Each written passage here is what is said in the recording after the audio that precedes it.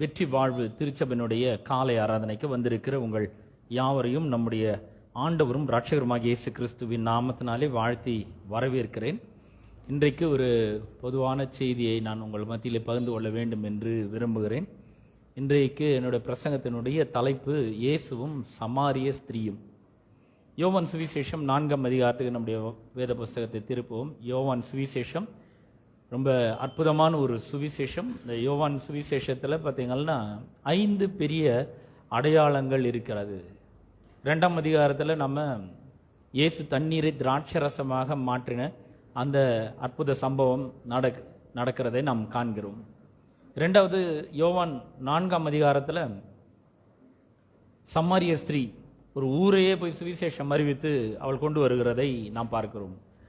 3ஆம் சம்பவம் 5ஆம் அதிகாரத்தில் பிறந்ததிலிருந்து சப்பானியாக இருந்தவன், எழுந்து நடக்கவே முடியாதவன், அந்த பெதஸ்தா மண்டபத்தில் 5 மண்டபங்கள் இருக்குது. அந்த பெதஸ்தா குளத்தண்டையில் குளம் எப்போ காலங்கமோ நம்ம எப்போ சுகமாகுமோன்று காத்து கொண்டு இருக்கிறான். அந்த 5வது சம்பவம் இயேசு வந்தவனை சுகமாக்குறார்.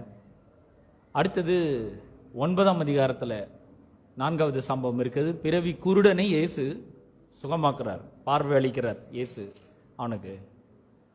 5வது சம்பவம் 11ஆம் அதிகாரத்தில் இருக்கு. 11ஆம் அதிகாரத்தில் லாசருவை உயிரோடு கூட எழுப்புற அந்த சம்பவம். 5 ரொம்ப முக்கியமான ஒரு அற்புதம், முக்கியமான ஒரு அடையாளமாக இது இருக்கிறது. இயேசு தேவனுடைய குமாரன் என்பதை வெளிப்படுத்துகிற அடையாளங்களாக இந்த அடையாளம் இருக்கிறது. இப்போ நம்ம யோவான் 4ஆம் அதிகாரத்தை திருப்போம். யோவான் 4ஆம் அதிகாரத்தில் 1 to 6 வரைக்கும் உள்ள வசனங்களை நான் உங்களுக்காக வாசிக்கிறேன். யோவான் 4ஆம் அதிகாரம் 1 முதல் 6 வரைக்கும் உள்ள வசனங்கள். யோவானை பார்க்கிலும் இயேசு அநேகம் பேரை சீஷராக்கி ஞானஸ்நானம் கொடுக்கிறார் என்று பரிசேயர் கேள்விப்பட்டதாக கர்த்தர் அறிந்தபோது யூதேயாவை விட்டு மறுபடியும் கலிலேயாவுக்கு போனார். இயேசு தாமே ஞானஸ்நானம் கொடுக்கவில்லை, அவருடைய சீஷர்கள் கொடுத்தார்கள். அவர் சமாரியா நாட்டின் வழியாய் போக வேண்டியதாய் இருந்தபடியால் யாக்கோபு தன் குமாரனாகிய யோசேப்புக்கு கொடுத்த நிலத்துக்கு அருகே இருந்த சமாரியாவில் உள்ள சீகார் எனப்பட்ட ஊருக்கு வந்தார். அங்கே யாக்கோபுடைய கிணறு இருந்தது. இயேசு பிரயாணத்தினால் இளைப்படைந்தவராய் அந்த கிணற்றின் அருகே உட்கார்ந்தார். அப்பொழுது ஏறக்குறைய 6ஆம் மணி வேளையாய் இருந்தது. பிரியமானவர்களே, இங்கே நாம் வேத பகுதியிலே நாம் பார்க்கிறோம். 4ஆம் வசனம் சொல்லுகிறது, அவர் சமாரியா நாட்டின் வழியாய் போக வேண்டியதாய் இருந்தபடியால் அவர் அந்த வழியா போனோம். ஏன்னா இங்க இந்த ஒரு அம்மா இருக்காங்க. இவங்க இந்த சமாரிய நாட்டிற்கு அவர் சுவிசேஷத்தை அறிவிக்க வேண்டும், இந்த அம்மா மூலமா அறிவிக்க வேண்டும். ஆகவே அந்த நாட்டில் அவருக்கு ஒரு பெரிய விஷன் இருந்தது, மிஷனும் இருந்தது, ஒரு பெரிய தரிசனமும் இருந்தது, அவர் அங்க செய்ய வேண்டிய ஒரு ஊழியமும் இருந்தது. அவர் எங்க போறாருன்னா, யாக்கோபு தன் குமாரனாகிய யோசேப்புக்கு கொடுத்த நிலத்துக்கு அருகே இருந்த சமாரியாவில் உள்ள சீகார் எனப்பட்ட ஊருக்கு வந்தார். சமாரியா நாட்டில் இருக்கிற ஒரு ஊருக்கு அவர் வந்தார். அவர் பிரயாணத்தினால் இளைப்படைந்தவராய் டயர்டாகி அந்த கிணற்றின் அருகே உட்கார்ந்தார். பாருங்க, இது யாக்கோபுனுடைய கிணறு என்று 6ஆம் வசனம் சொல்லுறது. அங்கே யாக்கோபுடைய கிணறு இருந்தது. யாக்கோபுடைய கிணறுன்னு சொன்னாங்களா, கிணறு எடுத்துக்கினீங்கன்னா அந்த கிணறுக்கு பார்த்தீங்கன்னா உள்ள நிறைய ஊற்றுங்க இருக்கும், நிறைய ஃபவுண்டைன்ஸ் இருக்கும். அந்த ஊற்றிலிருந்து நிறைய தண்ணி வந்து கிணற்றுல தண்ணி அப்படியே மேலே வருகிறதாய் இருக்கிறது. இந்த ஊற்று, இந்த கிணறு யாருடைய கிணறு அப்படின்னு பார்த்தீங்கன்னா யாக்கோபுடைய கிணறு. இந்த யாக்கோபை பற்றி நம்ம ஆதியாகமம் 28ஆம் அதிகாரத்தில் நாம் வாசிக்கிறோம். இந்த யாக்கோபை குறித்து நாம் வாசிக்கிறோம். யாக்கோபு எப்படிப்பட்டவன்? அவன் பிறக்கும் பொழுதே யாக்கோபு என்பதற்கு ஹீல் கிராபர் அப்படின்னு அர்த்தம். அந்த ஒரு அர்த்தத்தோடு அவன் பிறக்கிறான். பிறந்து அவன் என்ன பண்றான்னா, தன்னுடைய சகோதரனுடைய ஆசீர்வாதத்தை, சேஷ்ட புத்திர பாகத்தை அவன் என்ன பண்றான், அவன் எடுத்துக்கொள்கிறான். தகப்பன் இடத்துல அவன் என்ன பண்றான், நான் தான் ஏசான்னு சொல்லி போய் அவன் தன்னுடைய ஆசீர்வாதத்தை எல்லாம் வாங்கி கொள்கிறதை நாம் பார்க்கிறோம். ஈசாக்குக்கு ரெபெக்கான்னு ஒரு மனைவி இருந்தாங்க. அந்த ஈசாக்குக்கும் ரெபெக்காக்கும் 2 பிள்ளைகள் இருந்தார்கள், ஏசாவும் யாக்கோபு 2 பிள்ளைகள் இருக்கிறார்கள். இந்த 2 பிள்ளைகளை குறித்து வேதம் நிறைய இடங்கள்ல சொல்லப்பட்டிருக்கிறது. அதுல சிறியவன் பெரியவன் சிறியவனுக்கு ஊழியம் செய்வான் என்று வேதம் சொல்லி இருக்கிறது. ஆக ஈசாக்குக்கும் ரெபெக்காளுக்கும் 2 பிள்ளைகள் பிறக்கிறார்கள், ஏசா யாக்கோபு. இதுல யாக்கோபு கர்த்தர் தெரிந்து கொள்றாரு. அவங்க அம்மா சொல்லி கொடுக்குறாங்க. ஈசாக்கு சொல்றான், நீங்க எனக்கு வேட்டையாடி ஒரு நல்ல மிருகத்தை வேட்டையாடி அதை நான் விரும்புறபடி சமைச்சு கொண்டு வந்தீங்கன்னா நான் அதை சாப்பிட்டுட்டு உங்களை நான் ஆசீர்வதிக்கிறேன் அப்படின்னு சொல்றாங்க பாருங்க. அப்படி சொன்ன உடனே ஏசா வேட்டையாடுறதுக்கு போயிடுறாரு, காட்டுக்கு போறாரு வேட்டையாடுறதுக்கு. ஆனா யாக்கோப அவங்க அம்மா கூப்பிடுறாங்க, ரெபெக்காள் கூப்பிடுறாங்க, நீ வா, நான் உனக்கு ஒரு ஃபேவர் பண்றேன், நான் உனக்கு ஒன்று சொல்லித்தரேன், வா, நீ போய் நான் சமைச்சு கொடுக்குறேன், உங்க அப்பாவுக்கு எப்படி பிடிக்கும் அப்படின்னு எனக்கு தெரியும், அவர் விரும்புற மாதிரி நான் சமைச்சு கொடுக்குறேன், நீ அதை எடுத்துன்னு போய் உங்க அப்பாட்ட கொடுத்துட்டு அவர் சாப்பிடட்டும், அவர் சாப்பிட்ட பிறகு அவர் உன்னை ஆசீர்வதிக்கட்டும் அப்படின்னு சொன்ன உடனே யாக்கோபு உண்மையிலே பயப்படுறான். ஐயோ வேணாமா, நான் போனேன்னா நான் போய் இதெல்லாம் என்ன கிட்டவான்னு சொல்லுவாரு. ஏசா உடம்பெல்லாம் முடி இருக்கும், என்ன தடவை பார்ப்பாரு, தடவை பார்த்து நான் ஏசா இல்லைன்னு சொன்னோன்னா ஆசீர்வதிக்கிறதுக்கு பதில் சபிச்சுட்டா நான் என்ன பண்றது அப்படின்னு கேட்கறான், அவங்க அம்மாட்ட கேட்கறான். ஆனா அந்த அம்மா சொல்றாங்க, உன் மேல வர சாபம் என் மேல வரட்டும், நான் உன்னை ரொம்ப நேசிக்கிறேன், வா நான் சொல்றபடியெல்லாம் செய் அப்படின்னு சொல்லி அவனை கொண்டு போயிட்டு ஒரு ஆட்டை பிடிச்சு நல்லா சமைச்சு அவன் விரும்புற மாதிரி சமைச்சு கொண்டு போயிட்டு யாக்கோபுட்டு கொடுத்து நீ போய் உங்க அப்பாட்ட கொடு அப்படின்றாரு. அப்படி கொடுக்கறதுக்கு முன்னாடி என்ன நடக்குதுன்னா, ஏசாவுடைய ட்ரெஸ் எடுத்து அவனுக்கு போட்டு அனுப்புறாங்க. ஒரு ரோமன் நிறைந்த ஒரு தோல் ஆடை எடுத்து அவன் மேல போத்தி அனுப்புறாங்க. ஒருவேளை உன் தகப்பன் தடவை கண்டுபிடிச்சாருன்னா ஏசான்னு நினைச்சுக்கிட்டோம் கரெக்டா அப்படின்னு சொல்லி. இந்த 28ஆம் அதிகாரத்துல நம்ம இங்க பார்க்கும் பொழுது இந்த 27ஆம் அதிகாரத்துல 26ஆம் வசனத்திலிருந்து நம்ம வாசிக்கும் பொழுது, அப்பொழுது அவன் தகப்பனாகி ஈசாக்கு அவனை நோக்கி, என் மகனே நீ கிட்ட என்னை முத்தம் செய். ஏன்னா இப்போ குரல் யாக்கோபுடைய குரல், ஆனா யார் வந்துக்கிறா, ஏசா தான் வந்துக்கிறேன்னு சொல்றான். இவனுக்கு கண்ணெல்லாம் தெரியல, அந்த அளவுக்கு தெரியல. அதனால நீ கிட்ட வா, எனக்கு முத்தம் கொடு, என தடவை பார்க்கறதுக்கு நைசா கூப்பிடுறான். 27ஆம் வசனம் சொல்லுது, அவன் கிட்ட போய் அவனை முத்தம் செய்தான். அப்பொழுது அவனுடைய வஸ்திரங்களின் வாசனையை மோந்து, இதோ என் குமாரனுடைய வாசனை கர்த்தர் ஆசீர்வதித்த வயல்வெளியின் வாசனை கொத்ததான் இருக்கிறது. ஸ்மெல் வந்த உடனே ஈசாக்கினுடைய உள்ளத்திலிருந்து ஆசீர்வாதமான வார்த்தைகள் புறப்பட்டு வருகிறதை நாம் பார்க்கிறோம். பாருங்க, இந்த பழைய உடன்படிக்கை காலகட்டத்தில் இந்த தகப்பனுடைய ஆசீர்வாதம்ன்றது ரொம்ப முக்கியமானது. தகப்பன் அவர் சந்தோஷமா இருக்கணும், அவருக்கு நல்ல விருப்பமானதை சமைச்சு கொடுக்கணும். ஏன் சாப்பிட்ட உடனே அவர் என்ன பண்ண போறாரு, ஆசீர்வதிக்க போறாரு. ஏன் ஆசீர்வதிக்கிறாருன்னா, இப்ப ஈசாக்கு மறிக்க போறாரு. கடவுள் ஆபிரகாமுக்கு ஒரு ஆசீர்வாதத்தை கொடுத்தாரு, அந்த ஆபிரகாமின் ஆசீர்வாதம் ஈசாக்கு வந்தது. ஈசாக்கினுடைய ஆசீர்வாதம் இப்ப டிரான்ஸ்பர் பண்ணப்படணும் இல்லையா? இப்ப பேங்க் அக்கௌண்ட் இருக்கு, அப்புறம் சொத்து பத்திரம்லாம் இருக்கு, அதெல்லாம் என்ன பண்ணோம், நேம் டிரான்ஸ்பர் பண்றோம், அப்புறம் நாமினி ஏற்படுத்துறோம். ஆனா அப்போ என்ன பண்றாரு, கர்த்தர் அந்த வாக்குத்தத்தத்தை கொடுக்கிறார், ஆசீர்வாதமான வார்த்தைகளை கூறுகிறார். இதை இந்த முற்பிதாக்கள் மரிக்கிறதுக்கு முன்னாடி தங்களுடைய பிள்ளைகளை கூப்பிட்டு ஆசீர்வதிக்கிறார்கள். ரொம்ப அற்புதமான ஒண்ணா இருக்கு. இப்ப கூட பாருங்க, நம்மளுடைய பிள்ளைகளை கூட நம்ம ஆசீர்வதிக்க வேண்டும். நீ நல்லா இருப்ப, ஏதாவது தப்பு செஞ்சா கூட அவங்கள போட்டு ரொம்ப நீ எல்லாம் உருப்படிவியா அப்படிலாம் கேட்கறத விட்டுட்டு, நீ நல்லா இருப்ப, நீ கோவத்துல கூட என்ன பண்ணும் அப்படி சொல்ல வேண்டும். நீ ஆசீர்வாதமா இருப்ப, நீ நல்லா இருப்ப, கடவுள் ஒண்ணு நல்லா வச்சிருப்பாரு, அவர் உனக்கு வானத்து பணியை கொடுப்பாரு, பூமியின் செழும் கொழுமையை கொடுப்பாரு, தானியத்தையும் திராட்சை ரசத்தையும் திரளா தருவாரு சொல்லிட்டு எப்படி ஆசீர்வதிக்கிறான்னு பாருங்க. அப்படி அவன் 27ஆம் அதிகாரத்துல அந்த ஆசீர்வாதங்கள் எப்படிப்பட்டதா இருக்கிறது. வாசனையை மோந்து, இதோ என் குமாரனுடைய வாசனை கர்த்தர் ஆசீர்வதித்த வயல்வெளியின் வாசனையை போல் இருக்கிறது. தேவன் உனக்கு வானத்து பனியையும் பூமியின் கொழுமையும் கொடுத்து மிகுந்த தானியத்தையும் திராட்சை ரசத்தையும் தந்தருளுவாராக. ஆதியாகமம் 27:29 வாசிக்க போறேன். ஜனங்கள் உன்னை சேவிக்கவும் ஜாதிகள் உன்னை வணங்கவும் கடவர்கள்.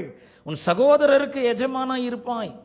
உன் தாயின் பிள்ளைகள் உன்னை வணங்குவார்கள். உன்னை சபிக்கிறவர்கள் சபிக்கப்பட்டவர்களும் உன்னை ஆசீர்வதிக்கிறவர்கள் ஆசீர்வதிக்கப்பட்டவர்களுமாய் இருப்பார்கள் என்று சொல்லி அவனை ஆசீர்வதித்தான். இதை எங்கேயோ கேட்ட மாதிரி இருக்கு இல்லையா? எங்கன்னா ஆபிரகாமுக்கு கர்த்தர் சொல்றாரு, ஆதியாகமம் 12ஆம் அதிகாரத்துல 1 - 3 வரைக்கும் உள்ள வசனங்கள்ல அவர் சொல்றாரு, உன்னை சபிக்கிறவர்கள் சபிக்கப்பட்டிருப்பார்கள், உன்னை ஆசீர்வதிக்கிறவர்கள் ஆசீர்வதிக்கப்பட்டிருப்பார்கள். அப்ப கர்த்தருடைய ஆசீர்வாதம் சந்ததி சந்ததியாக அடுத்த தலைமுறையிற்கு இந்த முற்பிதாக்கள் என்ன பண்றாங்க, அவர்களுக்கு கொடுத்து விட்டு போகிறார்கள். இந்த ஆசீர்வாதத்தை கொடுக்குறாங்க. ஆபிரகாம் ஈசாக்குக்கு மரிக்கும் பொழுது ஈசாக்குக்கு கொடுத்தான். அதே ஆசீர்வாதத்தை அந்த ஈசாக்கு என்ன பண்றான், இப்போ யாக்கோபுக்கு அருளுகிறதை பார்க்கிறோம். யாக்கோபு மரணம் அடையறதுக்கு முன்னாடி இந்த 12 பிள்ளைகளையும் கூப்பிட்டு அவர்களை ஆசீர்வதிக்கிறான். இந்த ஆசீர்வாதத்தை அடுத்த தலைமுறையினருக்கு நாம கொடுக்கிறவர்களாக இருக்க வேண்டும். இப்ப என்ன பண்ண, யாக்கோபின் கிணறுன்னு வருது இல்லையா, இதைத்தான் இப்ப நம்ம பார்க்க போறோம். யாக்கோபின் கிணறுன்னு என்னன்னா, அவனுடைய வாழ்க்கையில அவனுக்குள்ள இருந்த அந்த பாவ காரியங்கள், ஏமாத்த வேலை, போய் புத்திசாலித்தனமா சில திட்டங்கள் எல்லாம் போட்டு அவன் அது நிமித்தமாக அவன் பல கஷ்டங்களை படுகிறான் பாருங்க. இந்த ஆசீர்வாதத்தை வாங்கினான் பாருங்க. வாங்கின உடனே ஏசாவும் மறுபடியும் என்ன பண்ணா, காட்டுல இருந்து ஒரு விலங்கை வேட்டையாடி சமைச்சு கொண்டு வந்து அவங்க அப்பாட்ட கொடுக்குறான். அப்பா நான் ஏசா வந்துருக்கேன். யார்ப்பா தம்பி நீ? நான் ஏசா வந்திருக்கிறேன். ஐயோ இப்ப என்கிட்ட ஆசீர்வாதத்தை வாங்கிட்டு போனானே அவன் யாரு அப்படிங்கிறான். அவங்க அப்பா ஏற்கனவே கேட்கிறாரு, ஏப்பா இது இப்பதானே சொன்ன, அதுக்குள்ள உனக்கு எப்படி இந்த ஒரு விலங்கு அகப்பட்டது உனக்கு? கர்த்தர் வாய்க்க பண்ணினாரு, கர்த்தர் கொடுத்தாரு இந்த விலங்கு அப்படின்றான். எவ்வளோ ஏமாத்து வேலை பாருங்க. இப்படிப்பட்ட காரியங்கள் எல்லாருக்குள்ளும் இருக்கிறது. த ஸ்பிரிங் ஆஃப் ஜேக்கப், யாக்கோபுடைய கிணறுன்னு சொல்லும்பொழுது அது உள்ள ஊற்றுகள்லாம் இருக்குது இல்ல, அது மாதிரி நம்ம எல்லாருக்குள்ளுமே இருக்கு. இதெல்லாம் புத்திசாலித்தனமா திட்டமிட்டு அவன் என்ன பண்றான், அண்ணனுடைய ஆசீர்வாதங்களை எல்லாம் இவன் கவர்ந்து எடுத்துக்கொண்டு போயிடுறான்.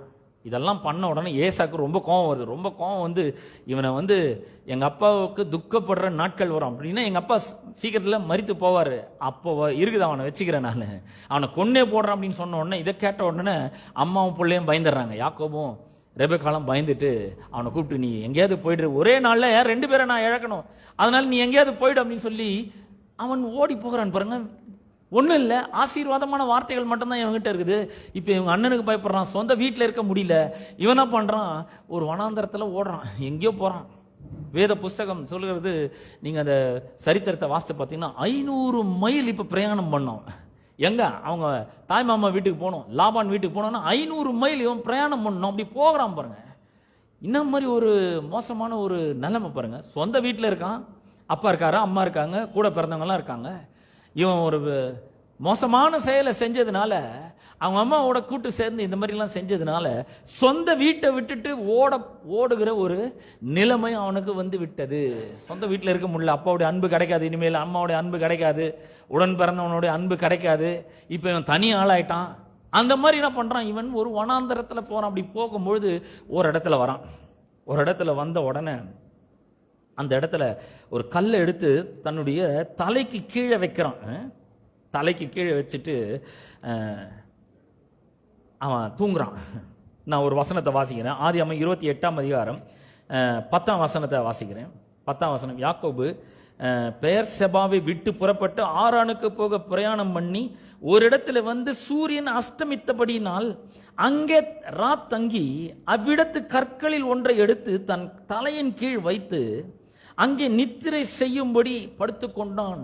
பாருங்க, இந்த இடம் பேரெல்லாம் கர்த்தர் இந்த வசனத்துல கொடுக்குறாருன்னு சொன்னா அதுக்கு ஒரு பெரிய ஒரு அடையாளம் இருக்கு, ஒரு அற்புதம் இருக்கு. அதை பத்தி நம்ம யோசிச்சு பார்க்கணும். இந்த இடத்துல நாம பார்க்கிறோம், பெயர் செபா அப்படின்னு ஒரு இடம் இருக்கு. அந்த இடத்துல திடீர்னு அந்த இடத்துல கல் எப்படி வந்தது அப்படின்னு பார்க்கும்போது ஆதியாகமம் 12ஆம் அதிகாரம் 8ஆம் வசனத்தை நான் உங்களுக்கு வாசிக்கிறேன். இந்த கல் என்ன கல் அப்படின்றத அந்த இடத்துல நாம பார்க்கிறோம். 12:8 வாசிக்கிறேன். பின்பு அவன் அவ்விடம் விட்டு பெயர்ந்து பெத்தேலுக்கு கிழக்கே இருக்கும் மலைக்கு போய் பெத்தேல் தனக்கு மேற்காகவும் ஆயி கிழக்காகவும் இருக்க கூடாரம் போட்டு அங்கே கர்த்தருக்கு ஒரு பலிபீடத்தை கட்டி கர்த்தருடைய நாமத்தை தொழுது கொண்டான். கல்லெல்லாம் எடுத்து வச்சு ஒரு பலிபீடத்தை ரெடி பண்றாரு. யாரு? ஆபிரகாம். அந்த கல்லை ஒண்ணுதான் எடுத்து இவர் தலைக்கு வச்சு படுகிறாரு. அந்த கல்லை அவர் கர்த்தரை தொழுது கொள்ளும்படியாக ஒரு பெரிய பலிபீடத்தை கட்டுறாரு. அந்த கல்லை தான் எடுத்து அந்த இடத்துல தான், ஏன்னா இந்த இடமும் பெத்தேல் தான் வருது, அந்த கல்லை எடுத்து தலைக்கு வைக்கிறார். இந்த கல் அபிஷேகம் பண்ணப்பட்ட கல். கல் ஞாபகம் இருக்கா உங்களுக்கு?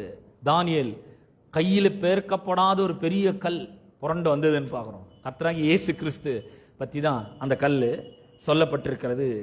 இங்கே பார்த்தீங்கன்னா அங்க சூரியன் அஸ்தமித்தபடினாலே அங்கே தங்கி அவ்விடத்து கற்களில் ஒன்றை எடுத்து தன் தலையின் கீழ் வைத்து அங்கே நித்திரை செய்யும்படி படுத்துக் கொண்டான். அங்கே அவன் ஒரு சொப்பனம் கண்டான். பாருங்க, இவன் விரக்தி அடைஞ்சு என்னடா வாழ்க்கை இது, சொந்த வீட்டில் இருக்க முடியல, சொந்த குடும்பத்தோட நேரத்தை ஸ்பெண்ட் பண்ண முடியல, கூட பிறந்தவங்களோட அன்பு நமக்கு கிடைக்கல, அவன் பகைக்கிறான் நம்மள, இதெல்லாம் ஒரு வாழ்க்கையா? என்ன மாதிரி ஒரு வாழ்க்கை? இவ்வளோ ஆசீர்வச்சார் அப்பா, ஆனால் இப்போ யாருமே இல்லாமல் ஒரு வனாந்திரமான ஒரு இடத்துல கல்லை தலைக்கு எடுத்து வச்சுக்கின்னு படுத்து நிறுறனே, என்ன மாதிரி ஒரு வாழ்க்கை? எந்த நேரத்தில் எவன் என்ன பண்ணுவானோ தெரியல, எப்போ உயிர் போகுமோ தெரியல. அந்த மாதிரி ஒரு வாழ்க்கையினுடைய விரக்தி அடைந்த நிலையில் இருக்கும் பொழுது கர்த்தர் அவனை சந்திக்கிறதை நாம் பார்க்கிறோம். எவ்வளோ வேலை பண்ணிட்டு வந்திருக்காங்க, ஏமாத்திருக்கான் அவங்க அண்ணனை, அப்புறம் அவங்க அம்மா கூட சேர்ந்து அவங்க அப்பாவை ஏமாத்திருக்கிறான், கண்ணு தெரியாத ஒரு ஆள் பாவம், அவங்க அப்பாவை ஏமாத்திருக்கிறான், எல்லாம் பண்ணி முடிச்சுட்டு இவன் இந்த மாதிரி அங்கே படுத்துன்னு இருக்கும்பொழுது இவனை கர்த்தர் என்ன கண்டிச்சிருக்கணும். ஏன்டா உனக்கு இது தேவையா? உனக்கு நான் உன்னை தெரிஞ்சு கொண்டு வருகிறேன், உன்னை அழைச்சிருக்கேன், உன் மேலே என்னுடைய பெரிய நோக்கங்களை திட்டங்களை வச்சிருக்கேன், இந்த மாதிரி பண்ணிட்டியே போடா, இனிமேல் என் கண்ணு முன்னாடியே வராது, அப்படிதானே சொல்லியிருக்கணும். ஆனா அந்த விரக்தியினுடைய விளிம்பில் இருக்கிற ஒரு மனுஷன் இடத்துல கர்த்தர் தரிசனமாகிறார், தம்மை வெளிப்படுத்துகிறார். தம்மை வெளிப்படுத்துறது மட்டும் கிடையாது, அவனுக்கு ஒரு பெரிய வாக்குத்தத்தத்தை அவர் கொடுக்கிறார். அவர் என்ன சொல்றாரு பாருங்க, அந்த ஏணி, இதோ ஒரு ஏணி பூமியிலே வைக்கப்பட்டிருந்தது, அது நுனி வானத்தை எட்டி இருந்தது, அதில் தேவ தூதர் ஏறுகிறவர்களும் இறங்குறவர்களுமாய் இருந்தார்கள். அதற்கு மேலாக கர்த்தர் நின்று, நான் உன் தகப்பனாகிய ஆபிரகாமின் தேவனும் ஈசாக்கின் தேவனுமாகிய கர்த்தர், நீ படுத்திருக்கிற பூமியை உனக்கும் உன் சந்ததிக்கும் தருவேன்றார். என்ன வேலை பண்ணிட்டு வந்துக்கிறான் பாருங்க. ஆனா கர்த்தர் இவனை நேசிக்கிறார், இவனை கைவிடவே இல்லை. நான் சொல்றேன், நீங்க என்ன பண்ணாலும் சரி, கர்த்தர் உங்களை நேசிக்கிறார், உங்களுக்கு தம்மை வெளிப்படுத்த சித்தம் உள்ளவராக இருக்கிறார். ஆமா, வாழ்க்கையில அங்கங்க கொஞ்சம் சில தவறுகளை நீங்க பண்ணிருக்கலாம், ஆனா கடவுள் உங்களை முற்றிலுமா வெறுத்துறது கிடையாது. கடவுளுக்கு நீங்க வேணும். அவர் உங்களை பற்றி பெரிய நோக்கங்களை திட்டங்களை அவர் செயல்படுத்த ஆயத்தமா இருக்கிறார். இந்த உலகத்துக்கு தம்மை காண்பிக்க வேண்டும் என்று விரும்புகிறார். இந்த உலகத்துக்கு அவருடைய நாமத்தை வெளிப்படுத்தணும். அவர் எவ்வளவு நல்லவர், அவர் எவ்வளவு உண்மையுள்ளவர், அவர் எவ்வளவு கிருபை உள்ளவர், அவர் எவ்வளவு தயவுள்ளவர், அவர் எப்படி எல்லா மக்களையும் நேசிக்கிறவர் என்பதை காண்பிக்க விரும்புகிறார். அதனால்தான் யாக்கோபு இவ்வளவு மோசமான வேலையெல்லாம் செஞ்சுட்டு வரும்பொழுது அவனுக்கு தம்மை வெளிப்படுத்துகிறார். நீ பயப்படாத, நான் உன்னுடைய தகப்பனாகிய ஆபிரகாமின் தேவனா இருக்கிறேன், ஈசாக்கின் தேவனா இருக்கிறேன், நான் கர்த்தரா இருக்கிறேன், நீ படுத்திருக்கிற பூமியை நான் உனக்கு தரேன் அப்படின்றாரு. என்ன மாதிரி ஒரு ரிவார்டு பாருங்க. இவர் எவ்வளவு நல்லவர்னு கொஞ்சம் யோசித்து பாருங்க. கர்த்தர் எவ்வளவு நல்லவர் என்பதை நாம் யோசித்து பார்க்கணும். அது மாத்திரம் கிடையாது, 14ஆம் வசனத்தில் அவர் சொல்றாரு, உன் சந்ததி பூமியின் தூளை போல் இருக்கும், நீ மேற்கையும் கிழக்கையும் வடக்கையும் தெற்கையும் பரம்புவாய் அப்படின்றார். யூ வில் ஸ்ப்ரெட் அப்படின்றார். நான் சொல்றேன், நம்ம கர்த்தருக்கு தேவைங்க. நம்ம என்ன பண்ணியிருந்தாலும் சரி, அவர் நம்மளை நேசிக்கிறார். நம்ம வாழ்க்கையில் ஒரு பெரிய மகத்தான திட்டத்தை வச்சுக்கிறார், உன்னதமான ஒரு பெரிய நோக்கத்தை வச்சிருக்கிறார். இந்த உலகத்துக்கு அவர் தம்மை யார் என்று காண்பிக்க வேண்டும் என்றால், அவர் தமது உண்மையையும் அவருடைய உடன்படிக்கையையும் அவருடைய அன்பையும் அவருடைய கிருபையையும் அவருடைய வல்லமையையும் இந்த உலகத்துக்கு அவர் வெளிப்படுத்த வேண்டும் என்றால் நீங்களும் நானும் ரொம்ப முக்கியம். ஆமென். அவர் நம்ம மூலமா வெளிப்படுத்த சித்தமுள்ளவராக இருக்கிறார். இவ்வளவு கிருதனம் பண்ணிட்டு அவனுக்கு சொல்றாரு, நான் உன் கூட இருப்பேன்பா சொல்ற. 15ஆம் வசனத்தை பாருங்க, நான் உன்னோட கூட இருந்து போர் இடத்திலெல்லாம் உன்னை காத்து உன்னை திரும்பி இந்த தேசத்துக்கு வர பண்ணுவே, நான் சொன்னதை செய்யற வரைக்கும் நான் உன்னை கைவிடவே மாட்டேன்றார். என்ன மாதிரி வாக்குத்தத்தம் பாருங்க. நான் சொல்றேன், கர்த்தர் நம்மளை ரொம்ப நேசிக்கிறார். நீங்க யாரா இருந்தாலும் சரி, உங்களை நேசிக்கிறார். உங்க மேல ஒரு பெரிய அன்பு வச்சிருக்கிறார். நீங்க எதை செஞ்சாலும் அதை வாய்க்க பண்றேன்றாரு. நான் உன் கூடவே இருக்கிறேன்றார். அப்ப இந்த யாக்கோபு பாத்தீங்கன்னா தன்னுடைய புத்திசாலித்தனத்து மூலமாக பல காரியங்களை செய்யறான். இதே மாதிரி காரியங்கள் நம்முடைய வாழ்க்கையில் இருக்கிறது. இந்த யாக்கோபு கிணறு உள்ள, அவனுக்குள்ள ஒரு பெரிய நீர் ஊற்று சுரக்குது. எல்லாமே அவனுடைய புத்திசாலித்தனம், அவனுடைய மனுஷிக தன்மை, மனுஷ முயற்சி, அப்புறம் மூளை அறிவை சார்ந்து இருக்கிறது எல்லாமே நமக்குள்ளவும் இருக்குது. இந்த ஊற்றுக்கு எங்கேருந்து தண்ணி கிடைக்குதுன்னா, ஆதாம் விழுந்து போனான் பார்த்தீங்களா? ஆதாமுக்கு கர்த்தர் சொல்ற, தம்பி எல்லாத்தையும் சாப்பிடு, ஆனா இது ஒண்ணு மட்டும் இந்த ஒண்ணை மட்டும் என்ன பண்ணாத, சாப்பிடாத. நன்மை தீமை அறியத்தக்க விருட்சத்தின் கனியை நீ என்ன பண்ணக்கூடாது, சாப்பிடக்கூடாது. அதை சாப்பிட்ற நாளில் நீ சாகவே சாவான்னு சொன்ன உடனே இவன் மூளை அறிவில் யோசிக்க ஆரம்பிச்சிட்டான். ஏவாள்கிட்ட வந்து பிசாசு அந்த கனியை பத்தி ரொம்ப நல்ல விதமா எடுத்து சொல்றான். இது சாப்பிடு, ரொம்ப நல்லா இருக்கும், இதை சாப்பிட்டினா கண்ணெல்லாம் திறக்கும், கடவுளை மாதிரி ஆயிடுவே நீ அப்படின்னு உடனே மூளை அறிவில் யோசிக்கிறான் பாருங்க. கடவுள் நம்மள ஆவிக்குரிய வாழ்க்கை வாழும்படியாக தான் உண்டாக்க இருக்கிறாரு. அவருடைய தேவன் ஆவியா இருக்கிறார்ல, அந்த ஆவியானவரிடத்திலிருந்து நமக்கு ஒரு பெரிய அறிவு வரணும், வெளிப்பாட்டின் அறிவு வரணும். அந்த அறிவில் வாழும்படி தான் தேவன் நம்மை உண்டாக்கினார். அந்த அறிவு எப்படிப்பட்ட ரொம்ப பிரமிப்பான ஒரு அறிவு பாருங்க.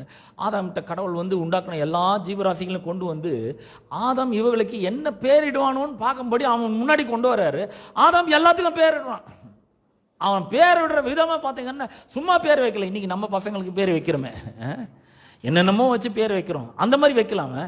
அவன் வைக்கும் பொழுதே அதுலயே அதனுடைய குணாதிசயம்லாம் வந்துடுது. உதாரணத்துக்கு குதிரைன்னு சொன்னான்னு வச்சுங்களேன், அந்த குதிரையோட சேர்ந்து அதனுடைய வலிமை, அதனுடைய பவர் எல்லாமே வந்துட்டு. இன்னைக்கு அதை வச்சுதான் எல்லாம் மோட்டர்கள்லாம் கூட ஹார்ஸ் பவர், எத்தனை ஹார்ஸ் பவர், எத்தனை ஹெச்பி மோட்டர்னு கேட்கிறோம். அதெல்லாம் அன்னைக்கே வச்சுட்டான்.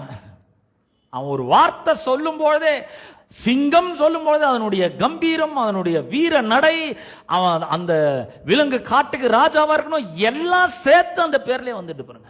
அப்பேற்பட்ட ஒரு அறிவை தேவனிடத்திலிருந்து பெற்று அவன் வாழ்ந்தான். பிசாசு வந்து சொல்றான், நீ கொஞ்சமாவது யோசிக்கணும், நீ இந்த பழத்தை சாப்பிட்டா கடவுள் மாதிரி ஆயிடுவான்றதுனால தான் கடவுள் உன்னை இதை சாப்பிடவானான்னு சொல்லி இருக்கிறாரு. அவருக்கு நீ அவரை மாதிரி ஆயிட போறோன்னு அவருக்கு பயம். அதனால தான் இந்த பழத்தை அவர் சாப்பிட வானான்னு சொல்றாரு. நீ இதை சாப்பிடு, இதை சாப்பிட்டினா உன் கண்ணு திறந்துடும், இதை சாப்பிட்டினா நீ நல்லா இருக்கலாம், இதை சாப்பிட்டினா நீ சாக மாட்ட. அவர் சொல்லுவாரு சாகவே சாவான்னு சொல்லுவார், ஆனா நீ சாக மாட்ட, கொஞ்சமாவது யோசித்து பாரு அப்படின்னு. உடனே ஏவாள் பார்க்குறா. ஏவாளுக்கு மூளை அறிவில் யோசிக்கிறா. அந்த விருட்சத்தின் கனி வந்து என்ன பண்றான், பார்வைக்கு அழகும், புசிப்புக்கு நல்லதும், புத்தியை நல்ல கவனம், புத்தியை தெளிவிக்கிறதற்கு இச்சிக்கப்படத்தக்கதுமா இருக்கிற என்று கண்டு அந்த விருட்சத்தின் கனியை பறித்து புசித்து அவள் புருஷனுக்கும் கொடுத்தாள். பார்க்குறான், ஆமா பிசாசு சொல்றான், நல்லா தான் இருக்குது, கரெக்ட் நீ சொல்றது, எல்லாத்தையும் சாப்பிடலாம்னு சொன்னவர் இதை மட்டும் ஏன் வேணான்னு சொல்லணும். மூளை அறிவில் யோசிக்க ஆரம்பிக்கிறாள். இது மாதிரி ஒரு பெரிய இந்த விழுந்து போன சுபாவம் நமக்குள்ள இருக்குது. கடவுள் எவ்வளோ காரியங்களை சொல்லி இருக்கிறாரு, ஆனா நாம அதை லேஸ்ல நம்புறதே கிடையாது. நிறைய பேர் கேட்கறாங்க, ஏங்க தீயது ஏதாவது ஒரு கெட்டது ஒன்று சொன்னா உடனே நடக்குது, நல்லதுன்னு 1000 முறை சொல்றேன், ஏன் நடக்க மாட்டேங்குது, ஏன் லேட் ஆகுது? ஆமா அது அப்படிதான். ஏன்னா மனுஷன் இப்போ விழுந்து போன பாவ சுபாவத்தை உடையவனா இருக்கிறான். அவனுடைய நேச்சரே ஃபாலன் நேச்சரா இருக்குது. அவன் புத்தியை யூஸ் பண்றான், பயங்கரமா யூஸ் பண்ணுகிறான். அதனால அவன் தீமையை கப்புன்னு பிடிச்சுக்கிறான், நன்மையானது பிடிக்கிறதுக்கு அவன் யோசிக்கிறான். கொஞ்சம் நல்லா யோசிச்சு பாருங்க. கடவுள் சொல்றாரு, பாலும் தேனும் ஓடுகிற நலமும் விசாலமான தேசத்துக்கு நான் உங்களை கொண்டு போய் சேர்க்கறதுக்கு தான் இறங்கி இருக்கிறேன். நீங்க படுற வேதனையெல்லாம் நான் கண்டுட்டேன், அதனால உங்களை கொண்டு போய் சேர்க்கிறேன்னு சொல்லி அவர் வாக்குத்தத்தம் பண்றாரு. மோசே என்ன பண்ணி, ஏற்கனவே பாலும் தேனும் ஓடுற தேசம்னு அவர் சொல்லிக்கிறார்ல, இவன் என்ன பண்ற, 10 பேர் அனுப்புறான், போய் அந்த தேசம் நல்ல தேசமா, தேசத்தின் குடிகள் எப்படிப்பட்டவங்க இதெல்லாம் பார்த்துட்டு வாங்கன்னு அனுப்புறான். போய் பார்த்துட்டு வந்து 10 பேர் ஒரு ரிப்போர்ட் சொல்றாங்க, 2 பேர் ஒரு ரிப்போர்ட் சொல்றாங்க.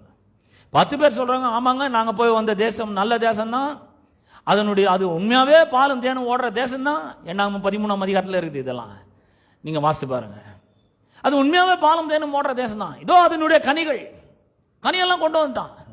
ஒரு திராட்சை கொலைய 2 பேர் ஒரு கம்பல கட்டி தூக்கின்னு வராங்க, அவ்வளவு பெருசு, அவ்வளவு அந்த மாதிரி ஒரு செழிப்பான ஒரு தேசம். போய் பார்த்துட்டு வந்துட்டாங்க. ஆனாலும் அந்த தேசத்தின் குடிகள், தேசத்தினுடைய ஆட்கள், தேசத்தில் உள்ள ஆட்கள் நம்ம பார்க்கிலும் பலவான்களாய் இருக்கிறார்கள். தேசத்து குடிகளை பட்சிக்கிற தேசம், அரணான பட்டணம், அது மதில்கள்லாம் ரொம்ப பெருசா இருக்குது. 10 பேர் சொல்றாங்கன்னா 2 பேர் சொல்றான், இல்ல இல்ல கர்த்தர் நம்ம கூட இருக்கிறாரு, அவங்க நமக்கு இறை ஆவார்கள், நாம உடனே போய் அதை பிடிக்கலாம்னா இந்த 10 பேர் சொன்னதை மொத்தம் எடுத்துக்கணும். 14ஆம் அதிகாரம் 1ஆம் வசனம் சொல்லி ஓன்னு அழுகுறாங்க எல்லாம். நான் கேட்கிறேன், கடவுளை பத்தி அவங்களுக்கு தெரியாதா? நல்லா தெரியுங்க. எகிப்துல பெரிய பெரிய அற்புதங்களெல்லாம் செஞ்சு இப்போதான் அவங்கள வந்து செங்கடலே 2 பிளந்து பார்வோனுடைய சேனையெல்லாம் அமிழ்த்தி அவங்கள தப்பு வச்சு தண்ணி மதில் மாதிரி நின்று இவ்வளவு பெரிய அற்புதத்தை கண்ணில் பார்த்துட்டு வந்திருக்கிறாங்க. வந்தாச்சு. இதே மாதிரி செய்ய துணிந்த பார்வோனும் அவனுடைய சேனையெல்லாம் கடல்லே மூழ்கிட்டாங்க. அங்கே முழங்கிட்டு வந்தாங்க, இன்று கண்ட எகிப்தினை இனி என்றைக்கும் நாங்கள் காண மாட்டோம் சொன்னாங்க. கொஞ்ச நாளைக்கு அப்புறம் பார்த்தீங்கன்னா வனாந்தரத்தில் சுற்றி அலையிறாங்க. சூர் வனாந்தரத்துக்கு வந்த போது தண்ணி கிடைக்கல. கொஞ்ச நேரத்துக்கு அப்புறம் பார்த்தீங்கன்னா அவங்க ஒரு பெரிய ஒரு தண்ணி தடாகத்தை பார்க்குறாங்க. அதில் போய் குடிக்கலான்னு பார்த்தா தண்ணி ஒரே கசப்பாக இருக்குது. மோசே கர்த்தரை நோக்கி முறை, ஆண்டவரே என்ன தண்ணி வேணும்னு கேட்குறாங்க, நான் எங்கே போகிறது? கர்த்தர் ஒரு மரத்தை காமிச்சார், அதை வெட்டி அந்த கிளையை வெட்டி போடு தண்ணியில் போட்டான், மதுரமான தண்ணியா மாறிச்சு. எவ்வளவு அற்புதத்தை பார்க்குறாங்க பாருங்க. வனாந்தரத்தில் வராங்க, அவங்களுக்கு சாப்பாடு இல்லை, நாங்கள் என்ன பண்ணுவோம் சொன்ன உடனே கர்த்தர் வானத்திலிருந்து மன்னாவை பொய்ய பண்றாரு. எங்களுக்கு கறி வேணும் அப்படின்னு ஒரே ரகலை. என்ன 11ஆம் அதிகாரத்தில், இப்போதான் 13ஆம் அதிகாரத்தில் தான் இந்த மாதிரி பேசுறாங்க. 11ஆம் அதிகாரத்தில் கறி வேணும்னு கேட்குறாங்க. கர்த்தர் சொல்றாரு, ஒரு நாள் 2 நாள் இல்ல, ஒரு வாரம் 2 வாரம் இல்ல, ஒரு மாசம் வரைக்கும் கறி சாப்பிடுவ, சொல்லு ஜனங்களுக்கு போய் சொல்லு, நீ நான் சொல்றேன் சொல்லுன்றான். மோசே போய் கேட்கறான், ஐயோ என்னங்க என்ன நினைச்சுன்னு சொல்றீங்க, நீங்க எப்படி தருவீங்க? சமுத்திரத்தில் இருக்கிற மச்சத்தெல்லாம் வலை வீசி பிடிச்சா கூட இந்த மக்களுக்கு போதாது, இவங்க எல்லாம் சாப்பாட்டுறாமனுங்க, நல்ல சமயம் சாப்பிடக்கூடியவனுங்க. ஆடு மாடுகளை திரளாட்சா கூட போதாது, ஏன்னா லட்சக்கணக்கில் இருக்காங்க. எப்படி வெட்டி எப்படி கொடுக்கறது? நீ போய் சொல்லுப்பா, நான் தரேன், கர்த்தருடைய கை குறுகி இருக்கிறதோ போய் சொல்லுன்னு கர்த்தர் ஒரு பெரிய கீழ்காற்றை வர பண்ணினாரு. வனாந்தரத்தில் காடைகள் குவியல் குவியல வந்து அவங்களுடைய கூடாரத்தண்டிலே வீழ்ந்து கடந்தது. கறி வேணும்னு கேட்டால் கறி கொடுத்தாங்க. 11ஆம் அதிகாரத்தில் இதெல்லாம் நடக்குது. 13ஆம் அதிகாரத்தில் பார்த்தீங்கன்னா இந்த 10 பேர் சொல்றாங்க, ஐயோ நம்ம மாட்டிக்கணும், நல்லா நம்ம இங்க போனோம் காலி, ஏன்னா அவங்க ராட்சதர், மதில்கள் ரொம்ப பெருசு, பலவான்களா இருக்கிறார்கள், ஏனாக்கின் புத்திரரை கண்டோம், குடிகளை பட்சிக்கிற தேசம். 2 பேர் சொல்றாங்க, ஐயோ இல்லங்க கர்த்தர் நம்ம கூட இருக்கிறார், நீங்க பயப்படாதீங்க, அவங்களுக்கு பயப்பட வேணாம், அவங்கள காத்த நிழல் அவங்கள விட்டு விலகி போயிடுச்சு, வாங்க உடனே போய் எடுத்துக்கலாம்னா 10 பேர் சொன்னதை எடுத்துக்கலாம். என்ன 14ஆம் அதிகாரத்தில் நீங்க பாத்தீங்கன்னா 1ஆம் வசனத்துல ஒரே ஓன பயங்கரமா அழுகுறாங்க பாருங்க ஜனங்க. இவ்வளோ அற்புதத்தை கண்டும் கூட அவர்கள் இப்படிப்பட்ட ஒரு 14:1 வாசிக்கிறேன். அப்பொழுது சபையார் எல்லாரும் கூக்குரலிட்டு புலம்பினார்கள். மூளை அறிவில் யோசிக்கிறாங்க, கண்ணில் பார்க்கறத நம்புறாங்க. ஏவாள் பார்த்தாலும் அதே மாதிரி தான் இவனுக்கும் பார்க்கறாங்க. பார்வைக்கு அழகும், பார்வை பார்க்கறான் நல்ல, ஐயோயோ மதியில பார்க்கறான், அது உள்ள பட்டணத்தை பார்க்கறான், அரணிப்பான பட்டணன்றதை பார்க்கறான், பலவான்கள்ன்றதை பார்க்கறான். இவன் யாருன்றதே பார்க்கவே இல்லை, இவன் கூட யார் இருக்குதுன்னு இவனுக்கு தெரியல, அந்த அறிவு இவனுக்கு வரவே இல்லை பாருங்க. அப்ப இந்த மூளை அறிவுல யோசிச்சு பார்க்கறது, கேட்கறது, நம்ம ஃபீல் பண்றது, இதுலெல்லாம் நம்ம ரொம்ப பிரமாதமா செயல்படுறோம். 14:1 சொல்லி எண்ணாங்கமத்தில், அப்பொழுது சபையார் எல்லாரும் கூக்குரலிட்டு புலம்பினார்கள். ஜனங்கள் அன்று முழுதும் அழுது கொண்டிருந்தார்கள். 30 லட்சம் பேர் ராத்திரி முழுக்க ஓன்னு புலம்புனா எப்படி இருக்கும்னு கொஞ்சம் யோசிச்சு பாருங்க, கொஞ்சம் கற்பனை பண்ணி பாருங்க எப்படி இருந்திருக்கும். அப்படியே சாவு வீடு மாதிரி இருந்திருக்கும். கடவுள் சொல்றாரு கூட இருக்கிறாரு, நான் உங்களுக்கு அதெல்லாம் கொடுத்துட்டேன்னு சொல்றாரு. பாலும் தேனும் ஓடுற நலமான தேசம்பா, விசாலமான தேசம். நீ விட்டு வந்த எகிப்து தேசம் மாதிரி இது இருக்காது, இது ரொம்ப நல்ல தேசம், நான் உனக்கு கொடுத்துட்டேன், போய் எடுத்துக்கோ அப்படின்றாரு. இவன் பார்க்கறான், பார்க்கறத நம்புறான். கர்த்தர் சொன்னதை கேட்டான், அதை நம்புறதே இல்லை, அதை விசுவாசிக்கவே இல்லை. அப்ப இந்த யாக்கோபு கூட அப்படிதான் மூளை அறிவுல போய் யோசிக்கிறான். யாக்கோபு இங்கிருந்து நேராக போறான் பாருங்க, எல்லாம் சொல்லிட்டு கர்த்தர்ட்ட ஒரு பொருத்தனை பண்றான். ஆண்டவரே, நான் இவ்வளோ பெரிய வாக்குத்தத்தத்தை கொடுத்து இருக்கிறீர், நான் கூட இருப்பேன், போற இடத்தெல்லாம் உன்னை காப்பாற்றுவேன், உந்த தேசத்துக்கு உன்னை திரும்பவும் வர பண்ணுவேன், நான் சொன்னதை செய்யற வரைக்கும் கைவிட மாட்டேன்னு சொன்னீரே, ஆனா இப்போ நான் ஒரு பொருத்தனை பண்றேன், இது இப்படி நீ சொன்ன மாதிரிலாம் நீங்க செஞ்சீங்கன்னா நான் உண்ண உணவும் உடுக்க வஸ்திரமும் கொடுத்து என்னை பத்திரமா என்னோட தகப்பன் வீட்டுக்கு திரும்பி வர பண்ணுவீரானால் கர்த்தர் நீர் எனக்கு கொடுக்கிற எல்லாத்திலையும் நான் உமக்கு தசம பாகம் கொடுக்கிறேன், 10% நான் உமக்கு கொடுக்கிறேன்னு ஒரு பொருத்தனை பண்றான் பாரு. தான் சொல்லிட்டாரு, நான் கூட இருக்கிறேன்னு சொல்லிட்டாரு. அப்புறம் இவனுக்கு வந்து அப்படிப்பட்ட ஒரு 22ஆம் வசனத்தை வாசிக்கிறேன். 28, 22 ஆதியாகமத்துல, நான் தூணாக நிறுத்தின இந்த கல் தேவனுக்கு வீடாகும், தேவரீர் எனக்கு தரும் எல்லாவற்றிலும் உமக்கு தசம பாகம் செலுத்துவேன் என்று சொல்லி பொருத்தனை பண்ணி கொண்டான். பொருத்தனை பண்ணானே, பண்ணிட்டு நேரா போறான். நேரா போனாக்கா பிரயாணம் பண்ணி கீழ்த்திசையாரின் தேசத்துக்கு போறான். போன உடனே அங்க ஒரு கிணற பார்க்கறான். இதுதான் யாக்கோபுனுடைய கிணறுங்க. அங்க ஒரு கிணற பார்க்கறான். கிணறு வந்து மூடி இருக்கு. ஆனா அங்க வந்து மந்தைகள்லாம் வந்து சேருகிறது. 29ஆம் அதிகாரம் 2ஆம் வசனத்தை வாசிக்கிறேன். அங்கே வயல்வெளியிலே ஒரு கிணற்றையும் அதனருகே மடக்கி இருக்கிற 3 ஆட்டு மந்தைகளையும் கண்டான். அந்த கிணற்றிலே மந்தைகளுக்கு தண்ணீர் காட்டுவார்கள். அந்த கிணற்றின் வாய் ஒரு பெரிய கல்லினால் அடைக்கப்பட்டிருந்த, கல்ல லிட் மூடி போட்டு, ஆட்டு மந்தெல்லாம் 3 மந்தை இருக்கு, தண்ணி காட்ட முடியல. ஏன்? ஏன்னா எல்லாம் வந்த பிறகு கல்லை மேய்ப்பர் புரட்டி ஆடுகளுக்கு தண்ணீர் காட்டி மறுபடியும் கல்லை முன்னிருந்தபடி கிணற்றில் வாயில் வைப்பார்கள். அப்ப இந்த யாக்கோபுக்காரங்க எங்கேருந்து வரீங்க? நாங்கள் ஆரான் ஊரை சேர்ந்தவங்க அப்படின்றாங்க. அந்த டைம்ல பார்த்தீங்கன்னா கரெக்டா லாபான தெரியுமா உங்களுக்கு? நாகோரனுடைய குமாரன் லாபான் தெரியுமா? தெரியும் அப்படின்னாங்க. அவன் நல்லா இருக்கானா? நல்லா இருக்கான் அப்படின்றாங்க. அவனுடைய கரெக்டா இவன் கேட்டுனே இருக்கும்போது அவனுடைய குமாரத்தியாகிய ராகேல் ஆட்டு மந்தையை மேய்த்து கொண்டு ஓட்டி கொண்டு வரா. வந்த உடனே பார்த்தீங்கன்னா இன்னொரு பெரிய முதல்ல வந்து பார்க்குறான். இப்போ ராகேல் வரதை பார்க்குறான். பார்த்த உடனே உள்ள எமோஷனலாக பயங்கரமாக உந்தப்படுகிறான். ஓடி போய் கட்டி பிடிச்சி அவளை மொத்தமே கொடுத்துறான். இந்த மாதிரி பாருங்க, எவ்வளோ ஒரு எமோஷன் பாருங்க. நம்ம கூட நிறைய நேரங்களில் பார்க்கறது, கேட்கறது, ஃபீல் பண்ணுறது, நம்முடைய எமோஷனுக்கு அடிமை ஆயிடுறோம். எமோஷனலாக ரொம்ப வீக் ஆயிடுறோம். நான் சொல்றேன் பாருங்க, எங்க நாம வீக்கா இருக்கிறோமோ பிசாசு கரெக்டா அந்த இடத்துல தாக்கிறதுக்கு ரெடியா இருக்கிறான். அங்க நம்ம வீழ்த்துறதுக்கு ரெடி ஆயிடுறான் பாருங்க. அப்ப அவன் இது வந்து ஆடுகள் எல்லாம் மடக்கி வீட்டுக்கு கொண்டு போற நேரம் இல்லையே, இன்னும் நிறைய நேரம் இருக்குதே, தண்ணி காமிச்சு மேய விடலாமே அப்படின்னு சொல்றாங்க பாருங்க. அப்ப அந்த ஆளுங்க சொல்றாங்க, எல்லா மந்தையும் வரதுக்கு முன்னாடி வந்து கல்லை புரட்டக்கூடாது அப்படின்னு. உடனே இவருக்கு பயங்கரமான வீரம் வந்துடுச்சு. ஏன்னா மாமா பொண்ணு, தாய் மாமா பொண்ணு வரா. இப்போ அவளை எதிர்க்க ஒரு பெரிய ஹீரோ மாதிரி காமிக்கணும். இப்போ அவளை பார்த்தான் பாருங்க. பார்த்த உடனே போய் கட்டி பிடிச்சி முத்தத்தை கொடுத்துட்டு பயங்கர சக்தி வந்துடுச்சு. ஒரே தள்ள அவ்வளோ பெரிய கல்லை ஒண்டியா தள்ளிட்டான் பாரு. வா தண்ணி காட்டுறான் ராகேலுக்கு.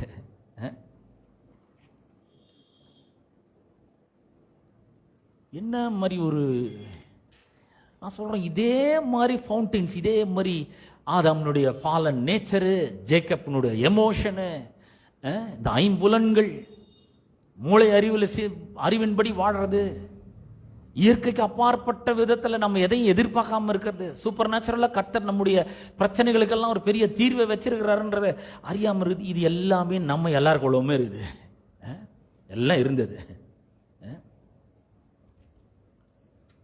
இந்த ஊற்று ஆதாம்ல இருந்து தொடங்கி ஆபிரகாம், அப்புறம் நோவா, ஆபிரகாம், அப்புறம் ஈசாக்கு, யாக்கோபு, யோசேப்பு, இஸ்ரவேல் கோத்திர பிதாக்கள் எல்லாருக்குள்ளும், முழு மனு வர்க்கத்திற்குள்ளும் இந்த ஃபாலன் நேச்சர்ன்ற அந்த ஊற்று ஓடிட்டே இருக்குது. இப்போ இயேசு வந்து என்ன பண்றாரு? இந்த கிணற்றின் அருகே உட்கார்றாரு, கிணற்றின் மேலே உட்கார்றாரு. எப்படி உட்கார்றாருன்னா, அவர் கல்லை புரட்டி வைக்கிறாங்க பார்த்தீங்களா, அந்த மாதிரி யாக்கோபினோட கிணற்று மேலே வைக்கிறாரு, உட்கார்றாரு. ஏன் அப்படின்னா, இது வந்து ஒரு பொல்யூட்டட் வாட்டர், அசுத்தமான தண்ணீர், உள்ள அவ்வளோ பாவம் இருக்கு, விழுந்து போன சுபாவம் இருக்கு, ஏமாத்து வேலை இருக்கு, உணர்ச்சி பொங்குதல் இருக்கு, உணர்ச்சி மயமான வாழ்க்கை அவன் யாக்கோபுக்குள்ள இருக்கு. இது வந்து ஒரு காலம் முழுக்க ஒரு பெரிய அசுத்தத்தை உற்பத்தி பண்ணி கொண்டே இருக்குது பாருங்க இந்த ஃபவுண்டைன். இயேசு வந்து அதுக்கெல்லாம் ஒரு பெரிய முற்றுப்புள்ளிய வைக்கிறாரு. அவனுடைய புத்திசாலித்தனமான முயற்சிகள் அனைத்திற்கும் ஒரு பெரிய முற்றுப்புள்ளி வைக்கிறாரு. இப்போ யோவான் 4ஆம் அதிகாரத்துக்கு திருப்போம். யோவான் 4ஆம் அதிகாரத்தில் இப்போ அந்த அம்மாட்ட வந்து இயேசு பேசுகிறார். 8ஆம் வசனம். அப்பொழுது சமாரியா நாட்டாளாகிய ஒரு ஸ்திரீ தண்ணீர் மொள்ள வந்தாள். இயேசு அவளை நோக்கி தாகத்துக்குத்தான் என்றார். யாக்கோபுடைய கிணறு மேல உட்கார்ந்தாரு. அது எப்படி இருக்கு? இவ்வளோ நாள் வந்து பாவம் சந்ததி சந்ததியா தொடர்ந்து கொண்டே வந்தது. சரித்திரம் முழுக்க எல்லாருக்குள்ளும் அந்த ஊற்று, யாக்கோபினுடைய ஊற்று இருந்துனே வந்தது. அது அசுத்தத்தை உற்பத்தி செய்து கொண்டு வந்தது, பாவத்தை உற்பத்தி செய்து கொண்டு வந்தது. இப்ப ஜீவ தண்ணீரை அளிக்கக்கூடிய ஒரு ஜீவ ஆவியானவர், அவரை பெற்ற இயேசு கிறிஸ்து இப்ப அந்த கிணற்றின் மேல உட்கார்றாரு. உட்கார்ந்து அவர் பார்க்கிறாரு. இயேசு கேட்கிறாரு அவளை பார்த்து, எனக்கு தாகத்துக்கு தான். இந்த ஸ்திரீ தண்ணீர் முள்ள வர்றாள். இயேசு அவளை நோக்கி தாகத்துக்கு தான் என்றார். அடுத்த வசனம் சொல்லுது, யூதர்கள் சமாரியருடனே சம்பந்தம் கலவாதவர்களானபடியால் சமாரிய ஸ்திரீ அவரை நோக்கி, நீர் யூதனா இருக்க சமாரிய ஸ்திரீ ஆகிய என்னிடத்தில் தாகத்துக்கு தான் என்று எப்படி கேட்கலாம் என்றார். இயேசு அவளுக்கு பிரதியுத்தரமாக, நீ தேவனுடைய ஈவையும் தாகத்துக்குத்தான் என்று உன்னிடத்தில் கேட்கிறவர் இன்னார் என்பதையும் அறிந்திருந்தாயானால் நீயே அவரிடத்தில் கேட்டிருப்பாய், அவர் உனக்கு ஜீவ தண்ணீரை கொடுத்திருப்பார். இயேசு கொஞ்சம் வித்தியாசமா பேசுறாரு.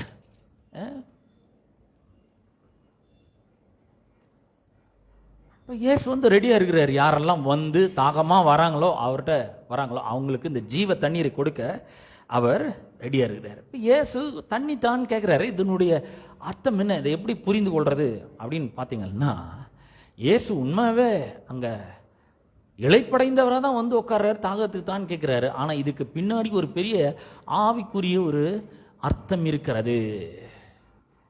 அவர் என்ன கேட்கிறாருன்னா, ஏமா நான் வந்திருக்கிறேன், நான் இங்க வந்து உட்கார்ந்துருக்கிறேன், நான் யாருன்னு தெரிஞ்சிருந்தா நீ என்கிட்ட கேட்டிருப்ப, நீ என்கிட்ட கேட்டிருப்ப, நான் உனக்கு ஜீவ தண்ணீரை கொடுத்திருப்பேன் அப்படின்றாரு.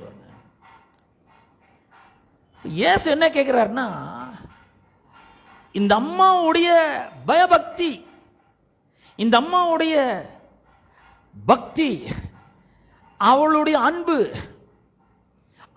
அவளுடைய முழுமையான ஈடுபாடு, கடவுளிடத்துல முழுமையான ஈடுபாடு, இதைத்தான் அவர் எதிர்பார்க்கிறாரு.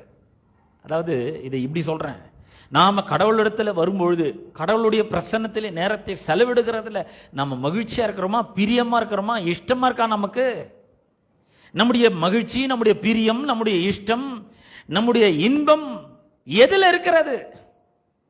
இயேசு கேட்கிறாரு, எனக்கு நீ வேணும், உன்னை தவிர வேற எதுவும் என்ன சாட்டிஸ்ஃபை பண்ண முடியாது. நம்ம என்ன நினைக்கிறோம், கர்த்தருக்கு ஏதாவது கொடுத்துட்டா அவர் ரொம்ப நம்ம மேல பிரியமா இருக்குவாரு, அவர் கொஞ்சம் பணத்தை கொடுத்துட்டா, அவர் கொஞ்சம் காணிக்கை கொடுத்துட்டா அவர் கொஞ்சம் பிரியமா இருப்பாரு நம்ம நினைக்கிறோம். இல்லைங்க, கர்த்தர்னா வேற நம்மளை கேட்கிறாரு, நீ வா, எனக்கு நீ தான் வேணும். Nothing satisfies me except you. நீ தான் என்ன திருப்திப்படுத்த முடியும். ஏன்னா நான் உனக்காக தான் வந்திருக்கிறேன், உனக்கு ஜீவ தண்ணீரை அருளும்படியா வந்திருக்கிறேன், உன் பாவத்தை போக்கும்படியா, கழுவும்படியா, உனக்காக பாடுபடும்படியா, ரத்தம் சிந்தும்படியாக, உனக்காக ஜீவனை கொடுக்கும்படியா நான் வந்திருக்கிறேன். நீ தான் என்கிட்ட வரணும், உன் பாவத்தை நான் எடுத்துக்கொள்ளும்படியா வந்திருக்கிறேம்மா. உனக்கு எதுல பிரியம், ரொம்ப மகிழ்ச்சி எது கொடுக்குது உனக்கு? இன்னைக்கு நம்ம கொஞ்சம் யோசித்து பார்ப்போம். இன்னைக்கு ஆண்டவர் நம்ம ஒவ்வொருத்தரையும் பார்த்து சொல்றாரு, தம்பி, தங்கச்சி, அண்ணா, அக்கா, நீ என்கிட்ட வரும்பொழுது, நீ பயபக்தியா வரும்பொழுது, என் மேல முழு ஈடுபாட்டோட வரும்பொழுது, அது உனக்கு இன்பமா இருக்கா? என்கிட்ட வரும்பொழுது உனக்கு அது இஷ்டமா இருக்கா? சபைக்கு வரீங்களே, நீங்க கடமைக்காக வரீங்களா, இல்ல ரொம்ப பிரியமா வரீங்களா? இன்னைக்கு நான் ஆண்டவர் சொல்றதை கேட்க போறேன். ஆண்டவர் என்னுடைய வாழ்க்கையை பற்றி பேச போகிறாரு, என் வாழ்க்கையில் இருக்கிற பிரச்சனைகளை சரி பண்ற விதத்தில் அவர் பேச போறாரு. இது எனக்கு இஷ்டமா இருக்கு, எனக்கு பிரியமா இருக்கு, எனக்கு இன்பமா இருக்கு, எனக்கு மகிழ்ச்சியா இருக்கு. அவருடைய பிரசன்னத்துல போகிறேன், நான் அவரை ஆராதிக்க போகிறேன். அவர் தான் என்ன உண்டு பண்ணினார், அவரோடு நான் என்ன பண்ண போறேன், பேச போறேன். அவர் என் கூட பேச போறாரு. இதுதான் எனக்கு ரொம்ப பிரியம். என்னுடைய பயபக்தியை நான் காண்பிக்க போறேன், அவர் மேல நான் வச்சிருக்கிற அன்பை காண்பிக்க போறேன், நான் முழு ஈடுபாட்டோட அவரை நான் நேசிக்க போகிறேன். இதுதாங்க அவர் எதிர்பார்க்கிறாரு. நீங்க இங்க வரும்பொழுது முழு ஈடுபாட்டை காண்பிக்கிறீங்களா? அவரிடத்துல பயபக்தியா இருக்கீங்களா? அவர் மேல அன்பா இருக்கிறதுனால வரீங்களா? எனக்காக வராதீங்க, வேஸ்ட். நான் சொல்றேன், அவரை நேசிக்கிறதுக்காக வாங்க. ஐயோ, ஆண்டவர் வந்துட்டு இருப்பார், இந்நேரத்துக்கு நான் போனோம், இந்நேரத்துக்கு ஆராதனை ஆரம்பிச்சிருப்பாங்க. கடவுளுடைய பிரசன்னத்துல நான் போய் வாயை திறந்து ஆராதிக்கணும். ஏன் ஆராதிக்கணும்? நான் குரல் நல்லா இருக்கிறதுனால இல்ல, இந்த குரல் எப்படி இருந்தாலும் பரவாயில்ல, நான் இயேசுவை நேசிக்கிறேங்க, அவர் நான் பாடுறதை விரும்புறாரு, நான் பாடினா அவர் ரசிப்பாரு. என் குரல் ஒருவேளை நல்லா இல்லாம இருக்கலாம், ஆனா நான் பாடினா அவருக்கு ரொம்ப பிடிக்கும். 2 நாளைக்கு முன்னாடி என்னுடைய ஃபேமிலி ஃப்ரெண்டு, அவங்களோட குழந்தை வந்தது. என்ன ஒரு அது பேசுறதுக்கு ஒண்ணுமே நமக்கு விளங்கலை. அது வித்தியாசமா வினோதமான சத்தம்லாம் எழுப்புது. ஆனா பாத்தீங்கன்னா உங்க அப்பாவும் அம்மாவும் அதை ரசின்னு ரசிக்கிறாங்க. நாங்களும் அதை ரசிக்கிறோம். எங்களுக்கும் ஒரே பெரிய சந்தோஷம். நான் சொல்றேன், நீங்க வந்தீங்கன்னாவே அவருக்கு ரொம்ப பெரிய ஒரு சந்தோஷங்க. நீங்க வாயை திறந்து பாடினா அதை விட சந்தோஷம். அவரோட நேரத்தை செலவு பண்ணாக்கா அதை விட ரொம்ப சந்தோஷப்படுறாரு. என் பிள்ளை என்ன நேசிக்குது, என் மேல அன்பா இருக்குது, என் மேல பிரியமா இருக்குது, இங்க வருதுல ரொம்ப மகிழ்ச்சியா இருக்குது. நான் சொல்றேன், இந்த காரணத்துக்காக நாம் இங்கு வர வேண்டும், கர்த்தரை ஆராதிக்க வேண்டும், அவரை வணங்க வேண்டும், அவருக்கு முன்பாக நாம் பணிந்து குனிந்து ஆராதனை செய்ய வேண்டும். அது நமக்கு இன்பமா இருக்க வேண்டும். Jesus wants refreshing, satisfying pleasure of our devotion. அவள் இயேசுவினிடத்திலே பயபக்தியாய் இருந்து அவர் மேல அன்பு செலுத்தி அவரிடத்துல முழு ஈடுபாட்டோடு அன்பு காட்டும் பொழுது அதுல அவளுக்கு ஒரு பெரிய சந்தோஷம் வருது பாருங்க. அதைத்தான் கர்த்தர் நம்ம கிட்ட இருந்து எதிர்பார்க்கிறேன். நான் கேட்கிறேன், உங்களுக்கு அப்படிப்பட்ட ஒரு பிளஷர் இருக்கா?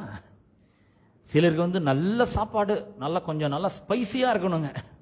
ஷெஷ்வான் ஃப்ரைட் ரைஸ் நல்ல ஸ்பைசியா இருக்கணும். உப்பு சப்பு இல்லாம சாப்பிட்டு நாக்கு செத்து போய் கிடக்குதுங்க. சிலர் சொல்றாங்க, கொஞ்சம் நல்லா சாப்பிட்டா, ஸ்பைசியா சாப்பிட்டா கொஞ்சம் நல்லா இருக்கும் அவங்களுக்கு. அதுல ஒரு பெரிய இன்பம். சிலருக்கு வேற சில காரியங்கள்ல இன்பம். ஆனா ஒரு கிறிஸ்தவனுக்கு கடவுளோடு உறவாடுகிறதுல ஒரு பெரிய இன்பம் இருக்க வேண்டுங்க. அவரிடத்தில் அன்பு கூறுறதுல ஒரு பெரிய இன்பம் இருக்கணும். ஆண்டவரே, நீர் முந்தி என்னிடத்தில் அன்பு கூர்ந்தபடினால இப்ப நான் முழு ஈடுபாடோட உம்மிடத்துல நான் அன்பா இருக்கிறேன். நான் உம்மை நேசிக்கிறேன் ஆண்டவரே, நான் உம்மிடத்தில் அன்பு கூறுகிறேன், முழு ஈடுபாடோட அன்பு கூறுகிறேன். இது எனக்கு பிரியமா இருக்கிறதுனால இதை செய்யறேன் ஆண்டவரே.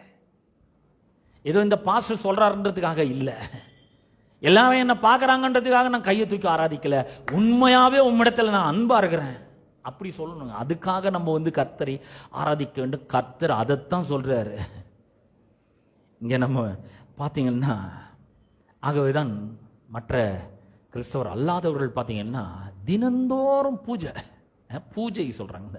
அந்த வார்த்தையை தான் நம்மளும் போய் உபயோகப்படுத்துறோம். பூஜைன்னா பூஜிக்கிறது. பூஜிக்கிறதுனா அவரை மேன்மைப்படுத்துறது நம்முடைய வாழ்க்கையில. நீங்க ஒரு கடைக்கு போனீங்கன்னா முதல்ல கடவுளை கும்பிடாம உங்களுக்கு எதுவும் கொடுமா, நீங்க எத்தனை லட்சத்துக்கு வாங்கினாலும் சரி, வெயிட் பண்ணுங்க, பூஜை பண்ணிட்டு அப்புறமா வரேன். என் வாழ்க்கையில முதல்ல கடவுளுக்கு தான் இடம்ன்றான். நம்ம இடத்த கொடுக்குறோமா? கொஞ்சம் நம்ம யோசிச்சு பார்க்கணும். இங்க நம்ம ஏன் வரோம்? ஐயோ, வரலன்னா ஒரு ஃபோன் பண்ணுவாருங்க, இல்லைன்னா வீட்டுக்கே வந்துருவாரு. ஏன் வரல, என்ன ஏதுன்னு வருவாரு. இங்க பண்ற பிரசங்கத்தை அங்க வர பண்ணுவாருங்க அவரு. இதனாலே நான் ஓடி வந்துடுறது. அதுக்காக வரக்கூடாதுங்க, அவரை நேசிக்கிறதுனால நான் வரணும். இந்த அம்மா கதெல்லாம் ஒண்ணும் இல்லை, சும்மா அப்படியே ஏதோ ஒரு டாக் போயின்னு இருக்குதுங்க. அப்ப இயேசு நம்ம ஒவ்வொருத்தரையும் பார்த்து சொல்றாரு, உன்னை தவிர வேற எதுவுமே என்ன திருப்தி படுத்தவே படுத்தாது. ஒரு முறை அன்னை தெரேசாவின் இடத்துல மிக பிரபலமான ஒரு விளையாட்டு வீரர் போய் அந்த அம்மாட்ட 10,000 ரூபாய் எடுத்து கையில் கொடுத்தாங்களாம். இவர் நினைச்சாரா அந்த அம்மா ரொம்ப சந்தோஷப்படுவாங்க, ரொம்ப மகிழ்ச்சி அடைவாங்க. ஏன்னா ரொம்ப பெரிய ஒரு பிரபலம், விளையாட்டு துறையில் பெரிய பிரபலமான அவர் பேர் தெரியாத ஆளே கிடையாது. அந்த மாதிரி ஒரு பெரிய பிரபலம் போய் 10,000 ரூபாய் எடுத்து கையில் கொடுத்தாங்களாம். அந்த அம்மா சொன்னாங்க, எனக்கு பணம் வேணாம், உன்னால முடிஞ்சா 1 hour இங்க எங்கூட இவங்களுக்கு சேவை செய்ய முடியுமா அப்படின்னு கேட்டாங்களாம். இயேசுவும் அதை தான் கேட்கிறாரு. நம்ம பணத்தை கொடுத்து ரெடியா இருக்கிறோம், மற்ற எதை பண்றதுக்கும் ரெடியா இருக்கிறோம், ஆனா இங்க வரத்துக்கு மட்டும் ரெடி இல்லை. அவர் சொல்ற, நீ வரணுங்க, நீ வந்து என் பிரசன்னத்துல உட்காந்து என்னுடைய பிரசன்னத்தை அனுபவிக்கணும், என் பிரசன்னத்துல பாடல்களை பாடணும், என்னை மேன்மைப்படுத்தணும், உன்னுடைய வாழ்க்கையின் மூலமாக என்னை மகிமைப்படுத்த வேண்டும். இதைத்தான் நான் விரும்புறேன்றார். அவர் வேற எதையும் விரும்பல. ஃபார் யுவர் இன்ஃபர்மேஷன், அவருக்கு உங்க பணம் தேவையில்லை. அவருக்கு ஏகப்பட்டது இருக்குங்க. நம்ம கொடுக்கறத வச்சு அவர் வேலை செய்ய போறார் இல்ல. பூமியும் அதன் நிறைவும் உலகமும் அதில் உள்ள குடிகளும் கர்த்தருடையது. நான் பசியா தான் உன்கிட்ட வந்து சொல்லவே மாட்டேன்றாரு. அவரே சொல்லிக்கிறேன், நான் வந்து சொல்ல மாட்டேன், உங்ககிட்ட வந்து சொல்லுவேன் நான் அப்படி நினைச்சுன்னு இருக்கியா? நான் வந்து சொல்ல மாட்டேன். எல்லா பர்வதங்களில் ஆயிரமா திரிகிற ஆடு மாடுகள்லாம் என்னுடையவர்கள்ன்றாரு. நான் ஏன் வந்து உன்கிட்ட சொல்லணும்? எனக்கு எல்லாமே இருக்குன்றாரு. அவர் என்ன கேட்கிறாரு? நீ வாப்பா, என் பிரசன்னத்துல வா, என்னை நேசிக்கிறனால வா, என்னை அன்பு கூறுறதுனால வா, என் மேல பிரியமா இருக்கிறதுனால வா. பாருங்க, சிலர் வந்து ஒரு லவர், ஒரு காதல் ஜோடியை நீங்க பாப்பீங்கன்னா அவனுக்கு 1008 வேலை இருக்கும், அந்த பொண்ணுக்கு 1008 வேலை இருக்கும். ஆனா எல்லாத்தையும் விட்டுட்டு பீச்சுக்கு போய் ஒரு 20 ரூபாய் சுண்டலை வாங்கி கையில வச்சுக்கின்னு சாலிடா 2 மணி நேரம் 4 மணி நேரம் சும்மா பேசிட்டு இருப்பாங்க. ஒன்னும் ஒரு 10 பைசா பேராத விஷயமா இருக்கும். ஏன்? ஏன்னா அவங்க மேல பிரியம், அவங்க மேல அன்பு, அவங்களோட இருக்கிறதுல இவங்களுக்கு ஒரு பெரிய மகிழ்ச்சி, இஷ்டம், அதை அவங்க ரொம்ப ரசிக்கிறாங்க. ஆகவே தான் அவங்க போய் பண்றாங்க. இப்படிப்பட்ட ஒரு அன்பு நம்முடைய ஆண்டவராகிய இயேசு கிறிஸ்து மேல நமக்கு இருக்கா? அவரை நேசிக்கிறதுனால, அவரிடத்துல அன்பு கூறுறதுனால நாம வருமா கொஞ்சம் யோசித்து பார்க்க வேண்டும். அவர் கேட்கிறாரு, நீ தான் வேணும்னு. உன்னுடைய எதுவுமே எனக்கு தேவை கிடையாது, ஏன்னா எல்லாமே என்கிட்ட இருக்கு, நீ தான் வேணும். சமாரிய ஸ்திரியை பார்த்து சொல்றது போல அவர் நம்மையும் பார்த்து சொல்லுகிறார். ரெண்டாவது, இந்த அம்மா பாவி, ஒரு மாபெரும் பாவி. இந்த ரட்சகர் ஒரு பெரிய நீரூற்று மாதிரி தண்ணியை கொடுத்து ரெடியா இருக்கிறார். ஜீவ தண்ணீர் இப்ப ரெடியா இருக்குது. யாரு? ஜீசஸ் கிரைஸ்ட் தான் லிவிங் வாட்டர். ஏற்கனவே இருக்கிற அந்த ஃபவுண்டைன் ஃபெட் வெல் மேல இவர் உட்காந்துக்கிறாரு. அதுக்கெல்லாம் ஒரு முற்றுப்புள்ளி வச்சுட்டு இந்த அசுத்தம், பாவத்தை உற்பத்தி பண்ணுகிற, அசுத்தத்தை உற்பத்தி பண்ணுகிற அந்த தண்ணீருக்கெல்லாம் ஒரு முற்றுப்புள்ளி வச்சு போதும், இது வரைக்கும் மனுவர்க்கம் பூரா எல்லாத்தையும் நாசம் பண்ண போதும். இப்ப இவர் வர்றாரு, இந்த பாவிக்கு ஜீவ தண்ணீரை கொடுக்கும்படியாக அவர் வருகிறார். இந்த பாவி கிட்ட இருந்து அந்த பாவத்தை இவர் குடிக்க விரும்புறாரு.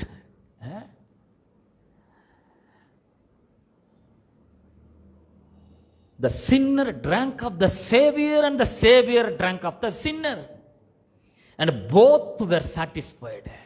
ரெண்டு பேரும் திருப்தி அடைஞ்சிட்டாங்க. ஏன்? இயேசுயா வந்தாரு, நம்முடைய பாவத்தை அவர் தம்மால ஏற்றுக்கொள்ளும்படியா வந்தாரு, தம்முடைய ஜீவனை நமக்கு கொடுக்கும்படியா வந்தாரு. இதுதான் அங்க நடக்குதுங்க, நடந்துட்டே இருக்குது. நம்ம சும்மா என்னமோ ஒரு அம்மா வராங்க, இவர் போறாரு, பேசுறாரு, மீதி பேர்லாம் வந்து ஃபுட் வாங்கிறதுக்கு போயிருக்காங்க அப்படி நினைச்சிடறோம். இல்ல, இங்க ஒரு பெரிய டிரான்ஸ்ஃபர்மேஷன் நடக்கிறது. அது மாத்திரமல்ல, இயேசு யோவான் சுவிசேஷம் 4ஆம் அதிகாரத்துல அவர் சொல்றாரு, நீயே அவரிடத்தில் கேட்டிருப்பாய், உன்கிட்ட பேசுறவர் யாருன்னு மட்டும் தெரிஞ்சிருந்தா நீ கேட்டிருப்ப, அவர் உனக்கு ஜீவ தண்ணீரை கொடுத்திருப்பார் என்றார். அதற்கு அந்த ஸ்திரீ, ஆண்டவரே, மொண்டு கொள்ள உம்மிடத்தில் பாத்திரம் இல்லையே, கிணறும் ஆழமா இருக்கிறது, பின்ன எங்கே இருந்து உமக்கு ஜீவ தண்ணீர் உண்டாகும்? ஜீவ தண்ணீர் உண்டாக வேண்டிய அவசியம் இல்லைங்க, இவரே ஜீவ தண்ணீர் தான். He himself is the living water. He is ready to give that living water to the Samaritan woman. இந்த சமாரிய ஸ்திரீ என்ன பண்ணணும்? எடுத்து குடிக்கணும், அவ்வளவுதான்.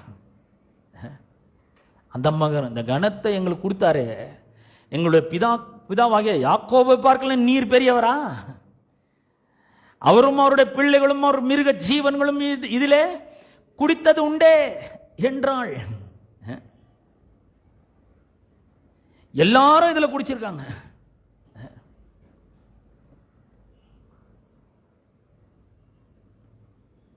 இயேசு அவளுக்கு பிரதித்திரமா, இந்த தண்ணீரை குடிக்கிறவனுக்கு மறுபடியும் தாகம் உண்டாகும், நான் கொடுக்கும் தண்ணீரை குடிக்கிறவனுக்கு ஒரு காலம் தாகம் உண்டாகாது, நான் அவனுக்கு கொடுக்கும் தண்ணீர் அவனுக்குள்ளே நித்திய ஜீவ காலமாய் ஊறுகிற நீரூற்றாய் இருக்கும். இந்த ஊறுகிற நீரூற்றுன்னு சொல்றது வந்து ஸ்பிரிங் அப், ஸ்பிரிங்கிங் அப். அந்த அது எப்படி ஆங்கிலத்தில் எப்படி வருதுன்னா ஜம்பிங், லீப்பிங் அப் அப்படின்னு வருது. உள்ள குதித்து ஓடுகிற, பொங்கி வழிகிற ஒரு பெரிய நீரூற்று. இது எதுக்கு? இந்த செப்டோஜென்ட்னு ஒன்று இருக்கு. செப்டோஜென்ட்ல என்ன சொல்லியிருக்காங்கன்னா, it is an activity of the Holy Spirit. பரிசுத்த ஆவியானவருடைய கிரியையை அது குறிக்கிறது. எது? நான் அவனுக்கு கொடுக்கும் தண்ணீரை குடிக்கிறவனுக்கு ஒரு காலம் தாகம் உண்டாகாது. நான் அவனுக்கு கொடுக்கும் தண்ணீர் அவனுக்குள்ளே நித்திய ஜீவ காலமாய் ஊறுகிற நீரூற்றா இருக்கும். உள்ள ஜம்ப் பண்ணும், எகிரி குதிக்கும். என்னது? பரிசுத்த ஆவியானவர் உள்ள இருந்து அவர் கிரியை நடப்பிப்பார். 15ஆம் வசனத்தில் இந்த அம்மா சொல்றாங்க, ஆண்டவரே, எனக்கு தாகம் உண்டாகாமலும் நான் இங்கே மொண்டு கொள்ள வராமலும் இருக்கும்படி அந்த தண்ணீரை எனக்கு தர வேண்டும் என்றார். இந்த அம்மா என்ன கேட்குறாங்க? ரொம்ப சர்க்காஸ்டிக்காக தான் கேட்குறாங்க, ரொம்ப கிண்டலாக தான் கேட்குறாங்க. என்ன கேட்குறாங்கன்னா, மொண்டு கொள்ள இடத்துல பாத்திரமும் இல்லை, கிணறும் ஆழமா இருக்குது, அப்புறம் எங்கேருந்து உங்களுக்கு ஜீவ தண்ணீர் கிடைக்கும்? சரி போட்டோம், அப்படியே கிடைக்குதுன்னு வச்சுக்கோங்க. அப்படி கிடைச்சாக்கா தயவுசெய்து எனக்கு அந்த தண்ணீரை கொடுங்க. ஏன்னா இந்த தண்ணி குடிச்சா தாகமா உண்டாகாதுல்ல. அது மட்டும் கிடையாது, நான் திரும்பி இந்த இடத்துக்கு தண்ணி முள்ள வரவே தேவையில்ல, அவசியம் இருக்காது. அதனால அந்த தண்ணி எனக்கு கொடுங்கன்ட்டு கிண்டலா கேட்குறாங்க இந்த அம்மா.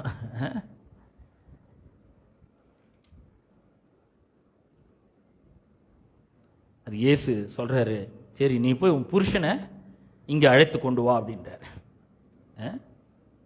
அதற்கு அந்த ஸ்திரீ, எனக்கு புருஷன் இல்லை என்றால், இயேசு அவளை நோக்கி, எனக்கு புருஷன் இல்லை என்று நீ சொன்னது சரிதான். எப்படினில் 5 புருஷர் உனக்கு இருந்தார்கள், இப்பொழுது உனக்கு இருக்கிறவன் உனக்கு புருஷன் இல்லை. 5 புருஷன் ஏற்கனவே இருந்தாங்க, இப்போ ஒருத்தர் இருக்கான் லிவிங் டுகெதர்ல வாழ்ந்துருக்கு, அவனும் உன் புருஷன் கிடையாது. அப்படின்னா மொத்தம் எத்தனை? 6. நம்மளுக்கும் ஒரு விதத்தில் 5 புருஷர் இருக்காங்க. பார்த்தல், கேட்டல், சுவைத்தல், நுகர்தல், அப்புறம் உணர்தல். இந்த 5 புருஷர்கள் 5 வாடுறது. நம்ம இந்த மாதிரி தான் வாழ்ந்துட்டு இருந்தோம். 5 அடிப்படையில் வாழ்ந்து கொண்டு இருந்தோம். நம்ம என்ன பார்க்குறோம், நம்ம என்ன கேட்குறோம், நம்ம என்ன உணர்றோம், நம்ம என்ன டேஸ்ட் பண்ணுறோம், நம்ம என்ன ஃபீல் பண்ணுறோம், அந்த 5 அடிப்படையில் நம்முடைய வாழ்க்கை இருக்கிறது.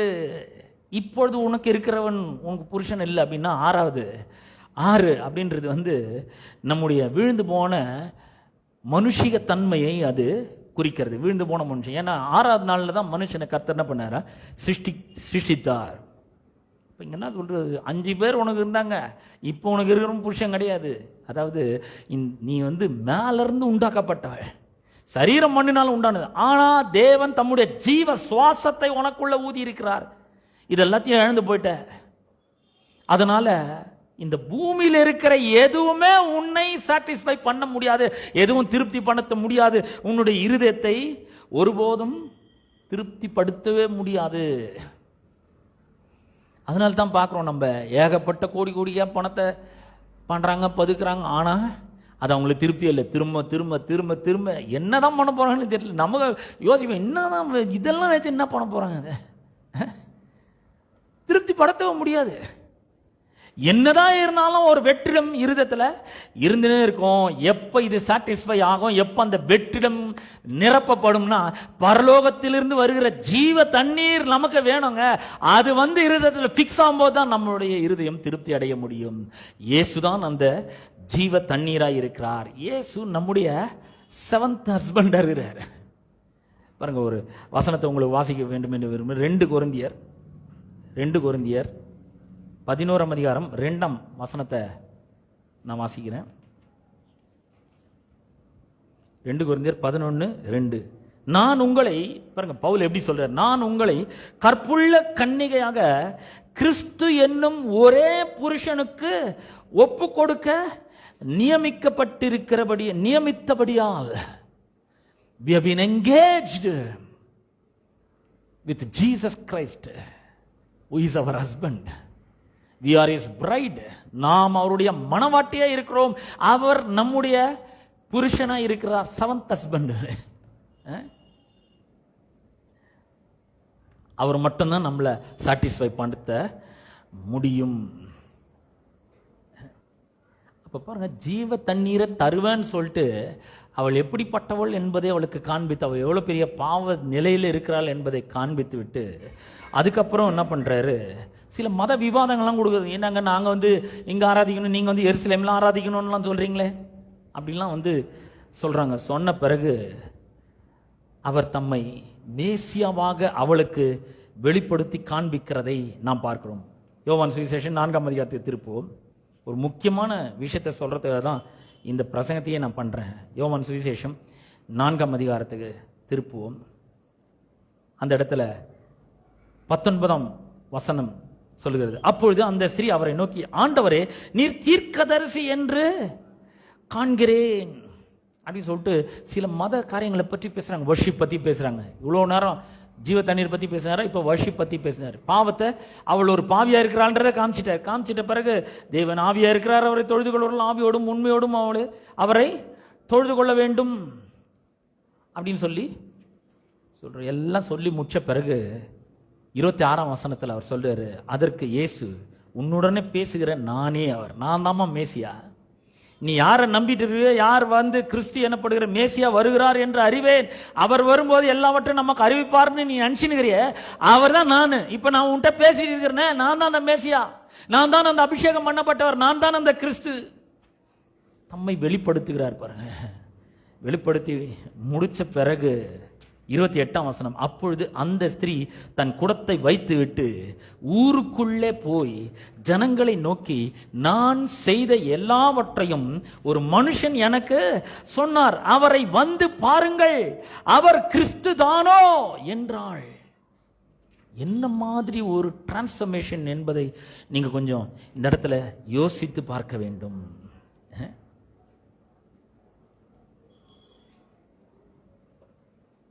நான் செஞ்ச எல்லாத்தையுமே ஒருத்தர் சொல்லியிருக்கிறார். 29ஆம் வசனத்துல நாம பார்த்தபடி அந்த அம்மாவை பத்தி ஊரே பேசியிருக்கோம் இல்லையா? அந்த ஊரே சமாரியாவில் இருக்கிறாங்க, அந்த சீகார்ன்ற ஊரே பயங்கரமா பேசியிருக்கோம். ஏன் இந்த அம்மா 5 புருஷன் இருக்காங்க, இப்ப இந்த அம்மா கூட இருக்கிற ஒரு புருஷன் கிடையாது அப்படின்னா ஊர் உலகம் எப்படி பேசியிருக்கோம் இல்லையா? அந்த அம்மா தான் டாக் ஆஃப் த டவுனா இருந்திருப்பாங்க. ஆனா அவளும் தான் என்ன செய்திருக்கிறோம் என்பதை குறித்த ஒரு அறிவை உடையவளாய் இருந்தாள். அவளை பத்தி அவளுக்கு நல்லா தெரியும். ஆமா, நான் ஒரு மோசமான ஆள் தான், நான் ஒரு பாவி தான். அவள் கரெக்டா சொல்லிட்டான். ஆமா, நான் செஞ்ச எல்லாவற்றையும் ஒரு மனுஷன் ஆமான்ற கன்ஃபஸ் பண்றா. நான் செஞ்சேன், இதெல்லாத்தையும் நான் தான் செஞ்சேன்றா. அற்புதம் என்னன்னா, மாபெரும் அற்புதம் என்னன்னா, இவ போய் ஊருக்குள்ள சொன்னா பாத்தீங்களா, எல்லாத்தையும் ஒரு மனுஷன் சொன்னாரு, வந்து பாருங்க கிறிஸ்து தானோன்னு பாருங்க, அவரை பாருங்கன்னு சொன்ன உடனே அப்பொழுது அவர்கள் ஊரிலிருந்து புறப்பட்டு அவரிடத்தில் வந்தார்கள். இந்த அம்மா பத்தி நல்லா தெரியும், யாருன்னு தெரியும், என்ன தெரியும். ஆனா இந்த அம்மா போய் சொன்ன உடனே ஒரு பெரிய அற்புதமே நடக்குது. ஊரே கிளம்பி அந்த அம்மா பின்னாடி வருது, அந்த அம்மா கூட வருது. The miracle here is that the people believed her and went out to see for themselves. தாங்களாகவே போறாங்க, அவர் யாருன்னு பார்க்கறதுக்காக போகிறார்கள். நான் சொல்றேன், இந்த அம்மாவை பத்தி எல்லாமே இயேசுவுக்கு தெரியும். இருந்தாலும் அவள் அந்த பட்டணத்தையே இயேசுக்காக சுவிசேஷமயமாக்கும்படி அவளை இயேசு பயன்படுத்தினார். நான் சொல்றேன், இயேசு எல்லாரையுமே பயன்படுத்த முடியும். நீங்க எப்படிப்பட்டவங்களா இருந்தாலும் சரி, உங்களை எடுத்து அவர் சுவிசேஷம் அறிவிக்கிறது பயன்படுத்த முடியும். இந்த உலகத்திற்கு, இந்த சமாரிய நாட்டுக்கு அவர் யாருன்னு, அவர் தான் மேசியா, அவர் தான் கிறிஸ்து, வாங்க பாருங்கன்னு அந்த அம்மா சொன்னாங்க. இந்த அம்மா போய் சொன்னா நம்புவாங்களா? நான் சொல்றேன், நம்புவாங்க கண்டிப்பா. ஏன்னா நீங்க தனியா போல, அவர் பேக்கப் பண்றாரு. பரலோகம் அந்த அம்மா பேக்கப் பண்ணுச்சு. நான் சொல்றேன், நீங்களும் போய் சொல்லணும். இதுக்காக தான் கர்த்தர் உங்களை அழைச்சிருக்கிறாரு. நீங்க எல்லா கதையும் பேசுறீங்க, ஊர் கதை பேசுறீங்க, உலக கதை பேசுறீங்க. அங்க இப்படி பண்ணிட்டாங்களாம், இந்த ஊர்ல இப்படி நடந்துச்சா, இங்க இப்படி திருடு நடந்துச்சா, அங்க இப்படி ரேப்பு நடந்ததா, இந்த மாதிரி ஒரு பெரிய கொள்ளை நடந்ததா, இங்க ஒரு திருடு நடந்ததா, பக்கத்து வீர்ல இந்த மாதிரி ஆச்சா, பக்கத்து எல்லாமே பேசுறீங்கல்ல. என்னைக்காவது உங்களுக்குள்ள இயேசு எப்படிப்பட்ட ஒரு மாற்றத்தை ஏற்படுத்தினார்னு சொல்லியிருக்கீங்களா? அதை சொல்லணும். இப்ப நீங்க அதுதான் இந்த பிரசங்கத்தினுடைய நோக்கமே. இன்னும் ஏன் நான் சொன்னால் நம்புவாங்களா, நான் சொன்னால் கேட்பாங்களான்னா கண்டிப்பாக கேட்பாங்க. மோசே இதே மாதிரி தான் கேட்டான், நான் சொன்னால் நம்ப மாட்டாங்க. கடவுள் ஒன்று அனுப்பலன்னு சொல்லுவாங்க, எனக்கு பேச தெரியாது, திக்கு வாய மந்த. நான் சொல்றேன், நான் உங்க கூட இருக்கிறேன், நான் வாயோட கூட இருக்கிறேன், நீ போ, நான் உங்க கூட வரேன். கண்டிப்பாக கேட்பாங்க. நான் சொல்றேன், இங்க இருக்கிற ஒவ்வொருத்தரும் போய் சொல்லணும், இயேசு நல்லவர், அவர் உங்க வாழ்க்கைக்காக உயிரை கொடுத்திருக்கிறார், அவர் ஜீவ தண்ணீரை கொடுக்க ஆயத்தமா இருக்கிறார், பரிசுத்த ஆவியானவர் கொடுக்க ஆயத்தமா இருக்கிறார். நம்முடைய மூளை அறிவில் வாடுறதில்ல, நாம தேவனுடைய கிருபையில வாழும்படியாக நீங்களும் நான் அழைக்கப்பட்டிருக்கிறோம். வாங்க இந்த வாழ்க்கை வந்து வாழ்ந்து பாருங்கன்னு நம்ம போய் சொல்லணும். இந்த அம்மாவுக்கு இன்னும் ஒண்ணுமே நடக்கல, இந்த அம்மா செஞ்சதெல்லாம் அவர் சொல்லிக்கிறார், அவ்வளவுதான். இந்த அம்மா அதை போய் சொன்னதுக்காக ஊரே திரண்டு வந்துச்சு. சரித்திரத்திலேயே முதல் இவாஞ்சலிஸ்ட், பெண் இவாஞ்சலிஸ்ட் இந்த அம்மா தான். சபை சரித்திரத்தில் ஃபர்ஸ்ட் லேடி இவாஞ்சலிஸ்ட் இந்த அம்மா தான். சபை சரித்திரத்தை நம்ம போய் வாசித்து பார்க்கும்பொழுது இந்த அம்மா பேர் ஃபோர்டினி அப்படின்ற ஒரு பேர் அவங்களுக்கு கொடுக்கப்படுது. ஃபோர்டினி அப்படின்ற பேர். நான் சொல்கிறேன், இந்த அம்மா செஞ்ச எல்லாமே இயேசுவுக்கும் தெரியும். ஆனால் அந்த அம்மாவை உபயோகப்படுத்தி அவர் ஊருக்கே சுவிசேஷத்தை அறிவிக்கும்படி செஞ்சார். எல்லாத்துக்கும் மேலே யோவான் 4ஆம் அதிகாரம் 42ஆம் வசனத்தில் வந்து நாம் வாசிக்கிறோம். 41, 42. அப்பொழுது அவருடைய உபதேசத்தின் நிமித்தம் இன்னும் அநேகம் பேர் விசுவாசித்து அந்த ஸ்திரியை நோக்கி, உன் சொல்லின் நிமித்தம் அல்ல, அவருடைய உபதேசத்தை நாங்களே கேட்டு அவர் மெய்யாய் கிறிஸ்துவாகிய உலக இரட்சகர் என்று அறிந்து விசுவாசிக்கிறோம் என்றார்கள். மக்கள் இயேசுவை அறியணும், அப்புறம் அவர்தான் உலக இரட்சகர் என்பதை விசுவாசிக்க வேண்டும். எல்லாம் நம்ம விசுவாசின்னு நம்பின்னு இருக்காங்க, குருட்டுத்தனமாக எல்லாமே நம்பிட்டு இருக்காங்க. ஆனால் நீங்களும் நானும் வாடுற வாழ்க்கையை பார்த்து அவரை நேசிச்சு அவரிடத்தில் அன்பு கூர்ந்து அவரிடத்தில் பயபக்தியா இருந்து அவரிடத்தில் முழு ஈடுபாடோட நாம் அன்பு செலுத்தும் பொழுது அது நமக்கு ஒரு பெரிய மகிழ்ச்சியாக, பிரியமாக, இஷ்டமாக, இன்பமாக இருக்கும் பொழுது அதைத்தான் இயேசு விரும்புறாரு. எல்லாத்துக்கும் மேல அப்படி அன்பு கூறுவர்களுக்கு ரோமர் 8:28 சொல்லியது, சகலமும் நன்மைக்கு ஏதுவாக அவர் திருப்புகிறார். 1 கொரிந்தியர் 2:9 சொல்லுகிறது, எழுதியிருக்கிறபடி தேவன் தம்மிடத்தில் அன்பு கூறுவர்களுக்கு ஆயத்தம் பண்ணினவர்களை கண் காணவில்லை, காது கேட்கவில்லை, ஒரு மனுஷனுடைய இருதயத்திலும் தோன்றவே இல்லை. ஆனால் நமக்கோ தேவன் அவைகளை தம்முடைய ஆவியினாலே வெளிப்படுத்தி இருக்கிறார். உங்களுக்காக என்னவெல்லாம் வைக்கப்பட்டிருது என்பதை வரும் நாட்களில் அவர் உங்களுக்கு காண்பிப்பார். சொப்பனத்தில் காமிக்கலாம், தரிசனத்தில் காமிக்கலாம், பைபிளை வாசிக்கும் போது காமிக்கலாம், இல்லை பிரசங்கத்தை மூலமாக காமிக்கலாம். நான் சொல்கிறேன், இந்த மாதிரி ஒரு மூளை அறிவில் வாழ வேண்டிய வாழ்க்கையை நம்ம வாழ வேண்டியதே கிடையாது. மூளை ரொம்ப முக்கியம், அறிவு ரொம்ப முக்கியம், புத்தி ரொம்ப முக்கியம், அதை யூஸ் பண்ணணும். ஆனால் நான் சொல்கிறேன், கிறிஸ்தவ வாழ்க்கை என்பது நம்முடைய மூளை அறிவில் வாடுற ஒரு வாழ்க்கை இல்லை. இயேசு கிறிஸ்து ஆகிய ஜீவ தண்ணீரை நாம் பெற்றுக்கொண்டு அவர் மூலமாய் நமக்கு அளிக்கப்பட்டிருக்கிற பரிசுத்த ஆவியானவர் உள்ள கிரியை செய்கிறாரு, அது மூலமா நம்ம வாழ வேண்டும். அவர் நமக்கு என்ன காண்பிக்கிறார்? நமக்காக இயேசு கிறிஸ்து மூலமாக என்னவெல்லாம் சம்பாதித்து வைக்கப்பட்டிருக்கிறது என்பதை அவர் காண்பிக்கிறார். அதை அறிந்து விசுவாசித்து இந்த உலகத்திலே அதையெல்லாம் பெற்று வாழும் பொழுது உலகமே நம்ம பின்னாடி வரும். எப்படிங்க இது? அப்ப நம்ம சொல்லலாம், இயேசு அவர் தாங்க என் வாழ்க்கையை மாற்றி இருக்கிறார். எத்தனை பேருடைய வாழ்க்கை மாறி இருக்குது இன்னைக்கு? அவர் சொல்றாரு, உங்க வாழ்க்கை மாறின பாரு, இந்த உலகத்தில் இருக்கிற எல்லா மக்களோட வாழ்க்கையை மாறணும். இந்த அம்மா மோசமான ஒரு வாழ்க்கை தான், ஆனா அந்த அம்மா மேல அவர் அன்பு கூர்ந்தார். எப்ப இந்த அம்மா அந்த ஜீவ தண்ணீராகிய இயேசுவை குடித்தாளோ அப்போவே அவளுக்குள்ள ஒரு பெரிய டிரான்ஸ்ஃபர்மேஷன். ஊருக்குள்ள போய் தைரியமா சொல்ல ஆரம்பிக்கிறா. அவன் எதுவுமே யோசிக்கல. நான் போய் சொன்னா கேட்பாங்களா, நான் போய் சொன்னா நம்புவாங்களா, நான் போய் சொன்னா வருவாங்களா, எதுவுமே யோசிக்கவே இல்லை. there is no second thought. நான் சொன்னா வருவாங்க கண்டிப்பா. அவங்க வராங்களோ இல்லையா நான் போய் சொல்ல போறேன். நான் சொல்றேன், அவங்க வராங்களோ இல்லையா நீங்க சொல்லுங்க.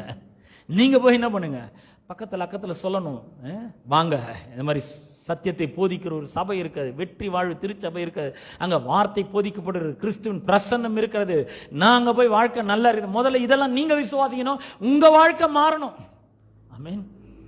நான் சொல்றேன், வரும் நாட்டில் உங்களோட வாழ்க்கை அற்புதமாக மாறும். பாருங்க, யாக்கோபினுடைய எல்லா அந்த புத்திசாலித்தனமான முயற்சிகளுக்கெல்லாம் கர்த்தர் எல்லாத்தையும் ஒரு முடிவு பண்ணிட்டாரு, ஒரு முற்றுப்புள்ளி வச்சுட்டாரு. இனி அந்த மாதிரி வாழ போறது இல்லை. அவன் சொந்தமாக முயற்சி செஞ்சு பார்த்தீங்கன்னா ஒரு பொண்ணுக்காக 7 வருஷம், இன்னொரு பொண்ணுக்காக இன்னொரு 7 வருஷம், மொத்தம் 14 வருஷம் வேலை செஞ்சு ஒன்றுமே இல்லாத வெறும் கையாக இருந்தான். ஆனா கர்த்தரை நம்பி விசுவாசித்த பொழுது பரிசுத்த ஆவியானவர் மூலமாக அவனுக்கு தரிசனங்கள் கொடுக்கப்பட்டது, சொப்பனங்கள் கொடுக்கப்பட்டது. யாக்கோபுடைய லாபானுடையதெல்லாம் எடுத்து கர்த்தர் யாக்கோபுக்கு கொடுக்க ஆரம்பித்தார். யாக்கோபு விருத்தி அடைந்து மகா பெரியவனாக்கப்பட்டான். நான் சொல்றேன், இப்படிப்பட்ட வாழ்க்கையை வாழ்றதுக்காக தான் கர்த்தர் உங்களை என்ன அழைச்சிருக்கிறார். நம்ம எல்லாரும் எழுந்து நிற்போம். கர்த்தர் உங்களை ஆசீர்வதிப்பார். உள்ள இருக்கிற பரிசுத்த ஆவியானவர் ஒவ்வொரு நாளும் கேளுங்க, ஆண்டவரே நான் இதை செய்யணும், நான் உண்மை நேசிக்கிறேன் ஆண்டவரே. நம்ம வாயை திறந்து சொல்ல போறோம் இன்னைக்கு, ஆண்டவரே நான் உண்மை நேசிக்கிறேன், நான் உம்மிடத்தில் அன்பாய் இருக்கிறேன், ஏதோ கடமைக்காக நான் வரல, உண்மையாவே உண்மை நேசிக்கிறேன், அதுல எனக்கு ரொம்ப மகிழ்ச்சி இருக்கு, அதுல ஒரு பெரிய பிரியம் இருக்கு, இதுல ஒரு பெரிய இஷ்டம் இருக்கு, ஒரு பெரிய இன்பம் இருக்கு ஆண்டவரே. நான் பாடுறதுல ஒரு பெரிய இன்பம் எனக்கு இருக்கு. நான் பாடும்போது நீர் மகிழ்ச்சி அடைகிறீர், நீர் சந்தோஷப்படுகிறீர், ஆகவே நான் பாடுறேன். மற்றவங்களுக்கு பிடிக்காம இருக்கலாம், ஆனா உமக்கு பிடிக்குது. என் வாழ்க்கையை நீர் நேசிக்கிறீர், என்னை நேசிக்கிறீர், என்னை தவிர வேற எதுவுமே உண்மை திருப்தி படுத்தவே முடியாது. என்னை நேசிக்கிறீர் ஆண்டவரே, இதை நான் அறிந்து கொண்டு இருக்கிறேன். நம்ம ஒரு இடத்துல சொல்லுவோம், ஆண்டவரே I love you, Jesus I love you, holy spirit I love you, father I love யூன்னு சொல்லுவோம். ஆண்டவரே நான் உண்மை நேசிக்கிறேன்.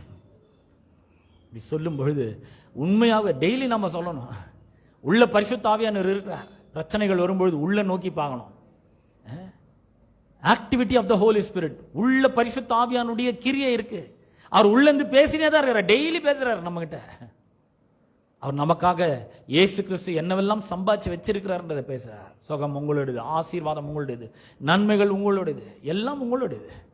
நாம பேசுவோம், கர்த்தரை நோக்கி பார்ப்போம், ஜெபிப்போம். எங்கள் அன்பின் பிதாவே, உம்முடைய குமாரனாகிய இயேசு கிறிஸ்துவின் நாமத்திலே உம்மண்டை நாங்கள் வருகிறோம். ஆண்டவர், இந்த அற்புதமான மன மகிழ்ச்சியின் ஓய்வு நாள் காலை வேளைக்காக உமக்கு நன்றி செலுத்துகிறோம். ஆண்டவரே, இயேசுவும் சமாரிய ஸ்திரீயும் என்ற இந்த பிரசங்கத்துக்காக உமக்கு நன்றி செலுத்துகிறோம். ஆண்டவரே, யாக்கோபினுடைய கிணறு என்று நாங்கள் பார்த்தோம். ஆண்டவரே, விழுந்து போன மனுஷீக சுபாவம், ஆண்டவரே ஆதாம் தொடங்கி ஆண்டவரே இயேசு கிறிஸ்து வரைக்கும், எங்கள் வரைக்கும் ஆண்டவர், அது தொடர்ந்து எல்லாருக்குள்ளும் ஆண்டவரே இந்த ஊற்று அசுத்தத்தை, பாவத்தை, ஆண்டவரே அருவருப்பை ஏற்படுத்தி கொண்டிருக்கிற இந்த ஊற்று எல்லா மனு வர்க்கத்திற்குள்ளும் இருக்கிறது ஆண்டவரே.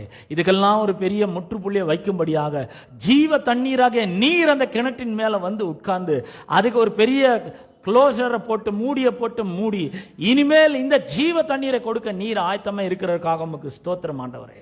தகப்பனே, இந்த ஜீவ தண்ணீர் ஆகிய நீர் எங்களுக்குள்ளே வந்திருக்கிறதுக்காக உமக்கு ஸ்தோத்திரம். பரிசுத்த ஆவியானுடைய கிரியை எங்களுக்குள்ளே நடப்பித்துக் கொண்டிருக்கிறதுக்காக உமக்கு ஸ்தோத்திரம். ஆண்டவரே, எங்களுக்காக நீர் கண்காணாத, காதுகள் கேட்காத, ஒரு மனுஷனுடைய இருதயத்திலும் தோன்றாத ஆசீர்வாதங்களை எங்களுக்காக நீர் உண்டு பண்ணி வைத்திருக்கிறதுக்காக உமக்கு நன்றி செலுத்துறோங்க தாவே. அப்பா, தேவாதி தேவன், கர்த்தாதி கர்த்தர், எங்களுடைய வாழ்க்கை நீர் ஆசீர்வதித்திருக்கிறதுக்காக உமக்கு ஸ்தோத்திரம் ஆண்டவரே. ஆண்டவரே, நாங்கள் பயபக்தியோடு, முழு ஈடுபாட்டோடு, ஆண்டவரே மகிழ்ச்சியோடு உம்முடைய பிரசன்னத்தில் வந்து உம்மோடு கூட நேரத்தை செலவிடுவதும், உம்முடைய ஆலய ஆராதனையில் பங்கு கொள்றதும், அது எங்களுக்கு மிகப்பெரிய ஒரு மகிழ்ச்சியா இருக்கும் பொழுது, அந்த தேவ பக்தி, அந்த பிரியம், அந்த அன்பு எங்களுக்கு ஒரு பெரிய ஒரு ஆசீர்வாதத்தை கொண்டு வருகிறதுக்காக உமக்கு நன்றி செலுத்துறோங்க தாவே. அதைத்தான் நீர் எதிர்பார்க்கிறீர் ஆண்டவரே. ஆண்டவரே, எங்களுடைய இருதயங்கள் வேற எதிலோ போயிட்டு இருக்கு ஆண்டவரே. காலங்காலமா நாங்கள் நேரங்களை பல விதங்களிலே ஆண்டவரே வீணடித்த எந்த திருப்தி எங்களுக்கு ஏற்படல ஆண்டவரே. ஆனா நீர் எங்களை திருப்தி படுத்துகிறதற்காக உங்க ஸ்தோத்திரம் ஆண்டவரே. நீர் எங்களிடத்திலிருந்து எதையும் எதிர்பார்க்கல, எங்களை எதிர்பார்க்கிறீர் ஆண்டவரே. எங்களுடைய பயபக்தி, எங்களுடைய அன்பு, எங்களுடைய பிரியம், எங்களுடைய நேசம் உம்முடைய பிரசன்னத்தில் வருகிறதின் மூலமாக எங்களுக்கு ஒரு பெரிய மகிழ்ச்சி, இன்பமும் இஷ்டமும் பிரியமும் உண்டாகிறது. அதுதான் உமக்கு வேண்டும் ஆண்டவரே. வேதத்தை வாசிக்கும் பொழுது அந்த மாதிரி ஒரு இன்பம் உண்டாகட்டும் ஆண்டவரே. ஜெபிக்கும் பொழுது அப்படிப்பட்ட ஒரு பிரியம் உண்டாகட்டும்.